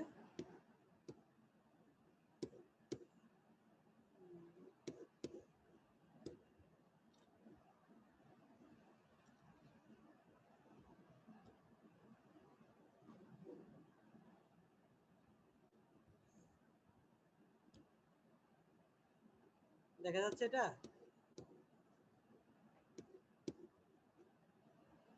দেখা যাচ্ছে বেলাল? জি স্যার। হ্যাঁ দেখো, তাহলে এখানে যেটা বললাম, এই কারণে এখানে কি করতেছে, তাহলে কর্টিসল কি হচ্ছে, সে decrease level of immunity by decreasing output of T cell and antibody from the lymphoid tissue, ঠিক আছে। এই কারণে আমরা, তাহলে তোমরা একটু কয়েকটা ইমিউনো কম্প্রোমাইজ কন্ডিশন খেয়াল রাখবা, যেমন ডায়াবেটিস মেলিটাস একটা হচ্ছে ইমিউনো কম্প্রোমাইজ কন্ডিশন, ঠিক আছে। প্রেগন্যান্সি, সেটা কিন্তু one kind of immuno compromise condition, অর্থাৎ ওই লেভেলে ওই কন্ডিশন আমার শরীরে ইমিউনিটি কমে যায়, ঠিক আছে। তারপর আর কি আছে তোমার, ক্যান্সার, ঠিক আছে, ক্যান্সার বলো, এগুলো কয়েকটা ইমিউনোকম্প্রোমাইজ কন্ডিশন, ঠিক আছে। যেসব পেশেন্ট লং টাইম তোমার এই কর্টিসল ট্যাবলেট নিতে থাকবে, ঠিক আছে, মানে যারা লং টাইম স্ট্রেস পেয়ে থাকে, ঠিক আছে, তাদের কিন্তু তোমার কি হয়, ইমিউনিটি সাপ্রেস হয়, ঠিক আছে, এগুলো টিকা রাখা। এরপর দেখো পারমিসিভ অ্যাকশন অফ গ্লুকোটিকেট, ঠিক আছে, এটা কি খেয়াল রাখবে, এটা ভাবে জিজ্ঞেস করতে পারে, ঠিক আছে। তো এটা অত বেশি কিছু বলার নাই, তোমরা রিডিং করে নিতে পারবে, ঠিক আছে। অর্থাৎ small amount of glucocorticoid must be present for a number of metabolic reaction to occur, although the glucoticket don't produce the reaction themselves. This effect is called their permissive action. It includes, that means এখানে আমার গ্লুকোটিকেট কিছুটা তোমার catalytic হিসেবে কাজ করতে, ঠিক আছে, তার প্রেজেন্সে অন্য হরমোন বা একটা মিডিয়েটর তার কাজটা করতে পারবে, ঠিক আছে। তাহলে কি লিখছে দেখো, glucagon and catecholamine to exert their calorogenic effect, lipolytic effect of catecholamine and catecholamine to produce pressure responses and bronchodilation, ঠিক আছে। ওই যে একটু আগে তোমাদের যে বললাম, আমরা অ্যালার্জিক রিঅ্যাকশনে বা টাইপ 1 হাইপারসেনসিটিভ রিঅ্যাকশনে আমরা যে অ্যাড্রেনালিন দিচ্ছি, দেখো এই কথাটা catecholamine to produce pressure responses, that means সে কি করবে, প্রেশারটা বাড়িয়ে দিবে বা বেসে কনস্ট্রিকশন অ্যান্ড ব্রঙ্কোডাইলেশন, ঠিক আছে। ব্রঙ্কোডাইলেট করে আমার ব্রঙ্কোস্পাজম বা ব্রঙ্কোস্ট্রেশন কমে দিয়ে তার রেসপিরেটরি ডিস্ট্রেসটা কমাবে, দ্যাট মিনস তাকে ব্রিদিং এর সহায়তা করবে। সেগুলো একটু ভালো করে দেখে নেবে, এগুলো হচ্ছে ইম্পর্টেন্ট কোয়েশ্চেন, যা লাগবে তা এখানে লিখো, এর থেকে বেশি লিখতে হবে। এরপর দেখো why cortisol is called stress hormone, ঠিক আছে? কর্টিসলকে স্ট্রেস হরমোন বলা হচ্ছে কেন? আর তোমরা কাইন্ডলি যদি কেউ একটু বিরক্ত হয়ে যাও আমাকে জানিয়ে দিবে, ঠিক আছে? ক্লাস করতে ইচ্ছে না হলে বা একটু টায়ার্ড হলে আমি স্টপ করে দেব। তাহলে এরপর দেখো why cortisol is called stress hormone, ঠিক আছে? স্ট্রেস হরমোন কেন বলতেছে, ঠিক আছে? এগুলো তাহলে প্রত্যেকটা ইম্পর্টেন্ট কোয়েশ্চেন, ঠিক আছে? তাহলে কেন বলতেছে দেখো almost any type of stress, তাহলে স্ট্রেস মানে কি? ট্রমা বলো, ইনফেকশন বলো, সার্জারি বলো, এগুলো স্টিমুলেটস করতেছে আইডেনোকর্টিসিফিকেশন বাই দ্য অ্যান্টিপিটি গ্ল্যান্ড। তাহলে দেখো এই স্ট্রেস, তাহলে এখান থেকে তোমরা গাইটনে একটা পেজ নাম্বারটা আমার মনে নেই, ওখানে একটা চার্ট দেওয়া আছে, ঠিক আছে? এটা এমসিকিউ দেখে নেবা। তোমাদের রিসেন্টলি দেখলাম যে কোন একটা ফর্মে এমসিকিউ আসছে, ঠিক আছে? মানে following condition increase cortisol secretion, ঠিক আছে? তাহলে সেগুলোই দেখবো আলটিমেটলি। এখানে কিন্তু আছে কিন্তু সেই ফ্যাক্টরগুলো, ঠিক আছে? স্ট্রেসফুল কন্ডিশন ওখানে কয়েকটা আরো দিয়ে তোমার লেখা আছে, যেমন ইন্টেন্স কোল্ড, ঠিক আছে? Not mild cold, intense cold বা ইন্টেন্সিটি কোল্ড, সেক্ষেত্রে কিন্তু আমার কনসেন্ট্রেশন বাড়তে পারে। তো যদি পারো একটু দেখে নিবা কোন কোন ফ্যাক্টর আমার কর্টিসল সিক্রেশন বাড়ায় দেয়, ঠিক আছে? এমসিকিউর জন্য এটা ইম্পর্টেন্ট, ঠিক আছে? তাহলে কয়েকটা স্ট্রেসের নাম বললাম আমি, ট্রমা, ইনফেকশন, ঠিক আছে? সার্জারি, ঠিক আছে? এগুলো স্টিমুলেট করতেছে adrenal secretion by the pituitary gland, ঠিক আছে? তাহলে যখন আমরা অ্যাড্রিনাল সিক্রেশন হবে followed within minutes by gland increase cortisol secretion, যখন অ্যাড্রিনাল বাড়বে তখন উইথিন মিনিটের ভিতরে আমার কি হবে? অ্যাড্রিনাল কর্টিসল সিক্রেশন বাড়বে। এই কর্টিসল কি করবে? rapid mobilization of amino acid, free fatty acid, ঠিক আছে? making them available both for energy and synthesis of glucose needed by the different tissues of the body। তাহলে ভালো করে খেয়াল করে কি করতেছে, সে তোমার মোবিলাইজেশন করতেছে amino acid free fatty acid, ঠিক আছে? এবং making them available both for and synthesis of glucose needed by the different tissues of the body, ঠিক আছে? The damaged tissues that are depleted of protein can use the newly available amino acids to form new protein that are essential to the lives of the cell, ঠিক আছে? অর্থাৎ amino acid আমার আবার new protein সিনথেসিসের জন্য লাগবে, ঠিক আছে? সে amino acid আরেকটা জিনিস সিনথেসিস করবে, সেটা কি? Purine, pyrimidine and creatine phosphate, ঠিক আছে? which are essential for maintenance of cellular life and reproduction of new cell। এই কারণে আমার আলটিমেটলি কি বলতেছে, cortisol is called stress hormone or emergency hormone, ঠিক আছে? তাহলে এটা একটু খেয়াল রাখবা, এটা অবশ্যই ইম্পর্টেন্ট কোয়েশ্চেন। এখানে যা লিখছি এগুলো, ঠিক আছে? তাহলে কেন বলতেছি, সে আমার সিক্রেশন হওয়ার পরে অ্যামিনো অ্যাসিড এবং ফ্রি ফ্যাটি অ্যাসিডকে মোবিলাইজ করতেছে, মোবিলাইজ করার পর সেগুলোকে আমার গ্লুকোজ সিনথেসিসে সহায়তা করতেছে, যেটা এনার্জি কাজ হতে পারে বা বিভিন্ন টিস্যু দ্বারা লাগতেছে, ঠিক আছে? এবং আমার যে প্রোটিনের ডিপ্রেশন হচ্ছে সেটার ঘাটতিটা ফিল আপ করতেছে, ঠিক আছে? এবং তাছাড়া কিছু আমার পিউরিন, পাইরিমিডিন বেস সিনথেসিসে সহায়তা করতেছে, যেগুলো আমার একটা সেলুলার লাইফ এবং নিউ সেল রিপ্রোডিউস করার জন্য লাগতেছে, ঠিক আছে? এই কারণে আমরা কর্টিসলকে তোমার স্ট্রেস বা ইমার্জেন্সি হরমোন বলে থাকি, ঠিক আছে? এরপরে দেখো দ্য লাইফ সেভিং হরমোন এলডোস্টেরন, ঠিক আছে? এলডোস্টেরন হরমোনকে আমরা লাইফ সেভিং হরমোন বলে থাকি, ঠিক আছে? তাহলে তোমরা এভাবে কয়েকটা জিনিস খেয়াল রাখবে, ঠিক আছে? which is called stress hormone, which is called life-saving hormone, which is called hormone of pregnancy। দেখি মেয়েদেরকে একজন বলো তো, হরমোন অফ প্রেগন্যান্সি কোনটা? Sir oxytocin. And chorionic gonadotropin. আচ্ছা কোনটা? Lactogen, progesterone and HCG. না না, হরমোন অফ প্রেগন্যান্সি একটাই, সেটা হচ্ছে তোমার প্রজেস্টেরন হরমোন, ঠিক আছে? তোমার তোমার প্রেগন্যান্সি হওয়ার আগে আসবে স্টুপিড, দেখো তোমার হিউম্যান করোনিক গোনাডোট্রপিন কোথা থেকে আসবে? প্লাসেন্টা থেকে আসবে না? ঠিক আছে? বুঝছো কিনা আগে সেটা বলো। আমার হিউম্যান করোনিক গোনাডোট্রপিন যেটা, সেটা তো প্লাসেন্টা ফর্মেশন হওয়ার পর আসবে, ঠিক আছে? একটা ফিমেল তো না হলে তার প্লাসেন্টা ফর্মেশন হবে না, ঠিক আছে? So the hormone of pregnancy বলে সেটা হচ্ছে একটা হরমোন, Progesterone. কারণ প্রজেস্টেরন তোমার যখন ফাংশন করতে যাবা সেখানে তো বলতে পারবা, ঠিক আছে? সেখানে আছে ফাংশনে, এটা কি করে তোমার make preparation of the uterus, ঠিক আছে? দ্যাট মিন্স এটা ইউটেরাসের এন্ডোমেট্রিয়ামটাকে আমার প্রিপেয়ার করে কিসের জন্য? For the implantation of the fertilised ovum. ভালো করে খেয়াল করো, প্রজেস্টেরনকে আমরা হরমোন অফ প্রেগন্যান্সি এখানে বলতেছি, সেটা আমার ইউটেরাসের এন্ডোমেট্রিয়ামকে প্রিপেয়ার করতেছে কিসের জন্য? For the implantation of the fertilised ovum, ঠিক আছে? এই কারণে এটা হচ্ছে হরমোন অফ প্রেগন্যান্সি। সেটা আরো একটা কাজ করবে, কি করবে? তোমার decrease sensitivity of the uterus to the oxytocin. Oxytocin হচ্ছে আমার ইউটেরাস কন্ট্রাকশনের জন্য দায়ী, ঠিক আছে? সো সে কি করবে? ইউটেরাসের অর্থাৎ একটা মহিলা যখন প্রেগনেন্ট হবে তখন আর্লি দিক আগে, ঠিক আছে? প্রেগনেন্সিকে তোমার কয়েক ভাগে ভাগ করছে, ঠিক আছে? একটা হচ্ছে ফার্স্ট ট্রাইমেস্টার, একটা হচ্ছে সেকেন্ড ট্রাইমেস্টার, আর একটা হচ্ছে তোমার থার্ড ট্রাইমেস্টার, ঠিক আছে? অ্যাকচুয়ালি আমরা যে 10 মাস 10 দিন বলি, এই কথাটা এখন ভুলে যাও, ঠিক আছে? এটা হচ্ছে জাস্ট লোকের মুখে মুখে কথা, ঠিক আছে? এই ধরনের 10 মাস 10 দিন আসলে হয় না, ঠিক আছে? যেটা ক্লিনিক্যালি সেটা হচ্ছে 9 মান্থ প্লাস মাইনাস 7 ডেজ। ভালো করে খেয়াল রাখো, একটা EDD, that means expected date of delivery, ঠিক আছে? একটা মহিলা প্রেগনেন্ট বা কনসিভ হওয়ার কয় মাস পরে তার ডেলিভারি হবে, সেটার ক্যালকুলেটেড ডেট হচ্ছে তোমার তার 9 মান্থ প্লাস মাইনাস 7 ডেজ, ঠিক আছে? 9 month plus minus 7 days, that means সেটা 7 দিন আগেও হতে পারে, পরেও হতে পারে, ঠিক আছে? বা উইকসে যখন আমরা হিসাব করি, ঠিক আছে, তখন সেটাকে কত উইকস বলে? তাহলে দেখো, আমার 1 মান্থে হচ্ছে 4 উইকস, ঠিক আছে?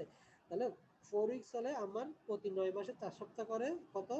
4 9 36, 36 উইকস, ঠিক আছে? বাট এখানে আরেকটা রুলস আছে, সেটা যেটা প্রত্যেক মাসে তো আমার 4 সপ্তাহ থাকে না, কোনো কোনো মাসে দেখবে যে তোমার ফিফথ উইকস হয়ে যায়, ঠিক আছে? পঞ্চম সপ্তাহ পরে যায়, ঠিক আছে? সো এই কারণে প্রতি 3 মাস অন্তর অন্তর আমাকে এখানে আরেকটা উইকস অ্যাড করতে হবে, ঠিক আছে? সো 3 মাস 3 মাস 3 মাস 9 মাস, এখানে আমি আরো 3টা উইকস অ্যাড করব, দ্যাট মিন্স 39 উইকস, ঠিক আছে?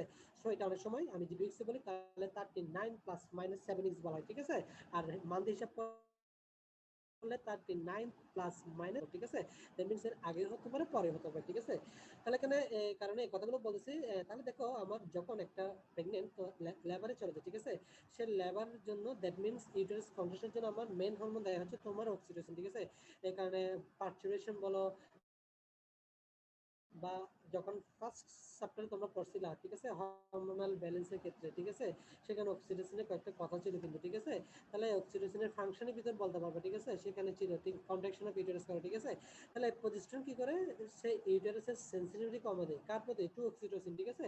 যার ফলে আমার ইউটেরাস কি হয় না? কন্ট্রাকশন হয় না, এবং আলটিমেটলি যে ওভামটা ওখানে ফার্টিলাইজড হয় সেটা কি হয় না? তোমার এক্সপালশন হয়, ঠিক আছে? দ্যাট মিন্স এমব্রায়োটা আস্তে আস্তে কি করতে থাকে? গ্রো করতে থাকে, ঠিক আছে? আরেকটা কি করে তোমার? Decrease sensitivity, decrease receptor of oestrogen, ঠিক আছে? এস্ট্রোজেনের রিসেপ্টরটা কমে দেবে, ঠিক আছে? এস্ট্রোজেন হচ্ছে আমার সেই হরমোন যেটা তোমার কিসের জন্য দায়ী?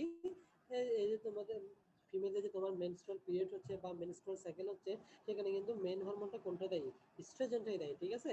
তাহলে যদি এস্ট্রোজেন এখানে সিক্রেশন হতো বা এস্ট্রোজেন তার কাজ করতে পারতো, তাহলে তোমার এন্ডোমেট্রিয়াম শেডিং হয়ে যেত, শেডিং হলে তোমার এখানে ফার্টিলাইজেশন থাকতো না, ঠিক আছে?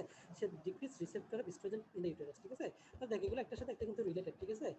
তাহলে এই কারণে বলতেছি হরমোন অফ প্রেগন্যান্সি বলে, সেটা হচ্ছে তোমার প্রজেস্টেরন, ঠিক আছে? আরেকটা জিনিস খেয়াল রাখবে, তোমার প্রেগন্যান্সি গুলো তোমার first trimester, second trimester, third trimester যেটা বললাম, সেটা হচ্ছে ফার্স্ট 12 উইকস হচ্ছে ফার্স্ট ট্রাইমেস্টার, ঠিক আছে? 13 থেকে তোমার 26তম সপ্তাহ সেটা হচ্ছে তোমার সেকেন্ড ট্রাইমেস্টার, আর 27 থেকে 39 বা 40 সেটা হচ্ছে তোমার কি? থার্ড ট্রাইমেস্টার, ঠিক আছে? এবং একটা জিনিস খেয়াল রাখবা, তোমরা তো অনেক নামটা শুনছো, ঠিক আছে? অ্যাবর্শন, অ্যাবর্শন, ঠিক আছে? এই অ্যাবর্শন আমরা কখন বলে থাকি? এই অ্যাবর্শন আমরা তখনই বলে থাকি যখন একটা ফিটাস ইউটেরাস থেকে তোমার 28 উইকস এর ভিতরে বা ওই টাইমে যদি আমার কি হয়ে যায়? ডেলিভারি হয়ে যায়। মনে থাকবে, এটাকে অ্যাবর্শন বলে। কিন্তু 28 উইকস এর পরে কোনো ফিটাস ডেলিভারি হলে সেটা কিন্তু অ্যাবর্শন না। অ্যাবর্শন, তাহলে সব একটু খেয়াল রাখো, অ্যাবর্শন অ্যাবর্শন যে কথাটা শুনতেছো, সে অ্যাবর্শন আমরা তখনই বলি যখন একটা এমব্রায়ো বা ফিটাস, আসলে ওই লেভেলে এমব্রায়ো থাকে, ওটা ফিটাস হিসেবে অভিহিত হয়ে যায়, ঠিক আছে? একটা ফিটাস যখন তোমার 28 উইকস এর ভিতরে বা ওই টাইমে কি হয়ে যায়? আমার এক্সপালশন হয়ে যায় বা ব্লিডিং হয়, সেটা হচ্ছে অ্যাবর্শন, ঠিক আছে? তাহলে দেখে এগুলো একটার সাথে একটা রিলেটেড, ঠিক আছে? এভাবে শেষ করতে গেলে আসলে শেষ হবে না। তাহলে এগুলো একটু ভালো করে খেয়াল রাখবা। হরমোন অফ প্রজেস্টেরন হচ্ছে প্রেগন্যান্সি, ঠিক আছে? আর লাইফ সেভিং হরমোন হচ্ছে তোমার কোনটা? অ্যালডোস্টেরন। ইমার্জেন্সি হরমোন হচ্ছে তোমার কোনটা? কর্টিসল, ঠিক আছে? ওইদিকে যেটা বললাম অ্যান্টি ডায়াবেটিজেনিক হরমোন, ঠিক আছে? ঠিক আছে, ঠিক আছে? তাহলে এখান থেকে আমি আর একটু কোথায় লাভ দিই? কোথায় লাভ দিব আমি? প্যারাথাইরয়েড হরমোনে একটু যেতে যাচ্ছি এখান থেকে, স্যার ঠিক আছে? আজকে আর না। দেখো প্যারাথাইরয়েড হরমোন আজকে শেষ। তাহলে এই কোয়েশ্চেনটি আমি শেষ করে দিই, ঠিক আছে? লাইফ সেভিং হরমোনটা দিয়ে শেষ করে দিই। তাহলে দেখো লাইফ সেভিং হরমোন জিনিসটা কি দেখো, aldosterone total loss of adrenocortical secretion may cause death within 3 days to 2 weeks unless the person receive extensive salt therapy or injection of mineralocorticoids, ঠিক আছে? তাহলে আমার টোটাল লস অফ বলতেছে, total loss of adrenocortical secretion may cause death within 3 days to 2 weeks unless the person receive extensive salt therapy or injection of mineralocorticoid, ঠিক আছে? তাহলে কি হবে, আমার একটা পেশেন্টের টোটাল লস অফ যদি অ্যাডভান্সেশন হয় বা মিনারেলকর্টিকয়েড ডেফিসিয়েন্সি হয়, তাহলে আমার প্রবলেমটা কি হবে? প্রবলেমটা হবে এটা, ঠিক আছে? একটা পেশেন্ট যখন উইদাউট মিনারেলকর্টিকয়েড বা অ্যালডোস্টেরন সিক্রেশন হবে না, তার পটাশিয়ামের কনসেন্ট্রেশনটা ইসিএফে বেড়ে যাবে, ঠিক আছে? তার সোডিয়াম এবং ক্লোরাইডটা র্যাপিডলি হয়ে যাবে, লস্ট হয়ে যাবে, এবং টোটাল ইসিএফ ভলিউম কি হবে, total ECF volume, blood volume become gradually reduced, ঠিক আছে? তাহলে আমার ইসিএফ ভলিউম, ব্লাড ভলিউম যেহেতু কমে যাচ্ছে, আমার ব্লাডই তো নয়, তাহলে হার্ট কিভাবে পাম্প করবে, ঠিক আছে? তার পাম্পিং অ্যাক্টিভিটি কমে যাবে, হার্টের পাম্পিং অ্যাক্টিভিটি কমে যাবে, মানে তার কার্ডিয়াক আউটপুট কমে যাবে, ঠিক আছে? So diminished cardiac output soon develops, ঠিক আছে? তাহলে ultimately piece progresses to a shock like stage followed by death, ঠিক আছে? তাহলে কার্ডিয়াক আউটপুট কমে গেলে তার ব্লাড সাপ্লাইটা কমে যাবে, তাহলে হাইপোটেনশন হবে, হাইপোটেনশন হয়ে একটা পেশেন্ট আলটিমেটলি শকে যাবে এবং শক থেকে ডেথ হতে হবে, ঠিক আছে? This entire sequence can be prevented, ঠিক আছে? এই সিকোয়েন্সটা আমরা কিভাবে প্রিভেন্ট করতে পারি? By the administration of aldosterone or some other mineralocorticoids, ঠিক আছে? For this reason,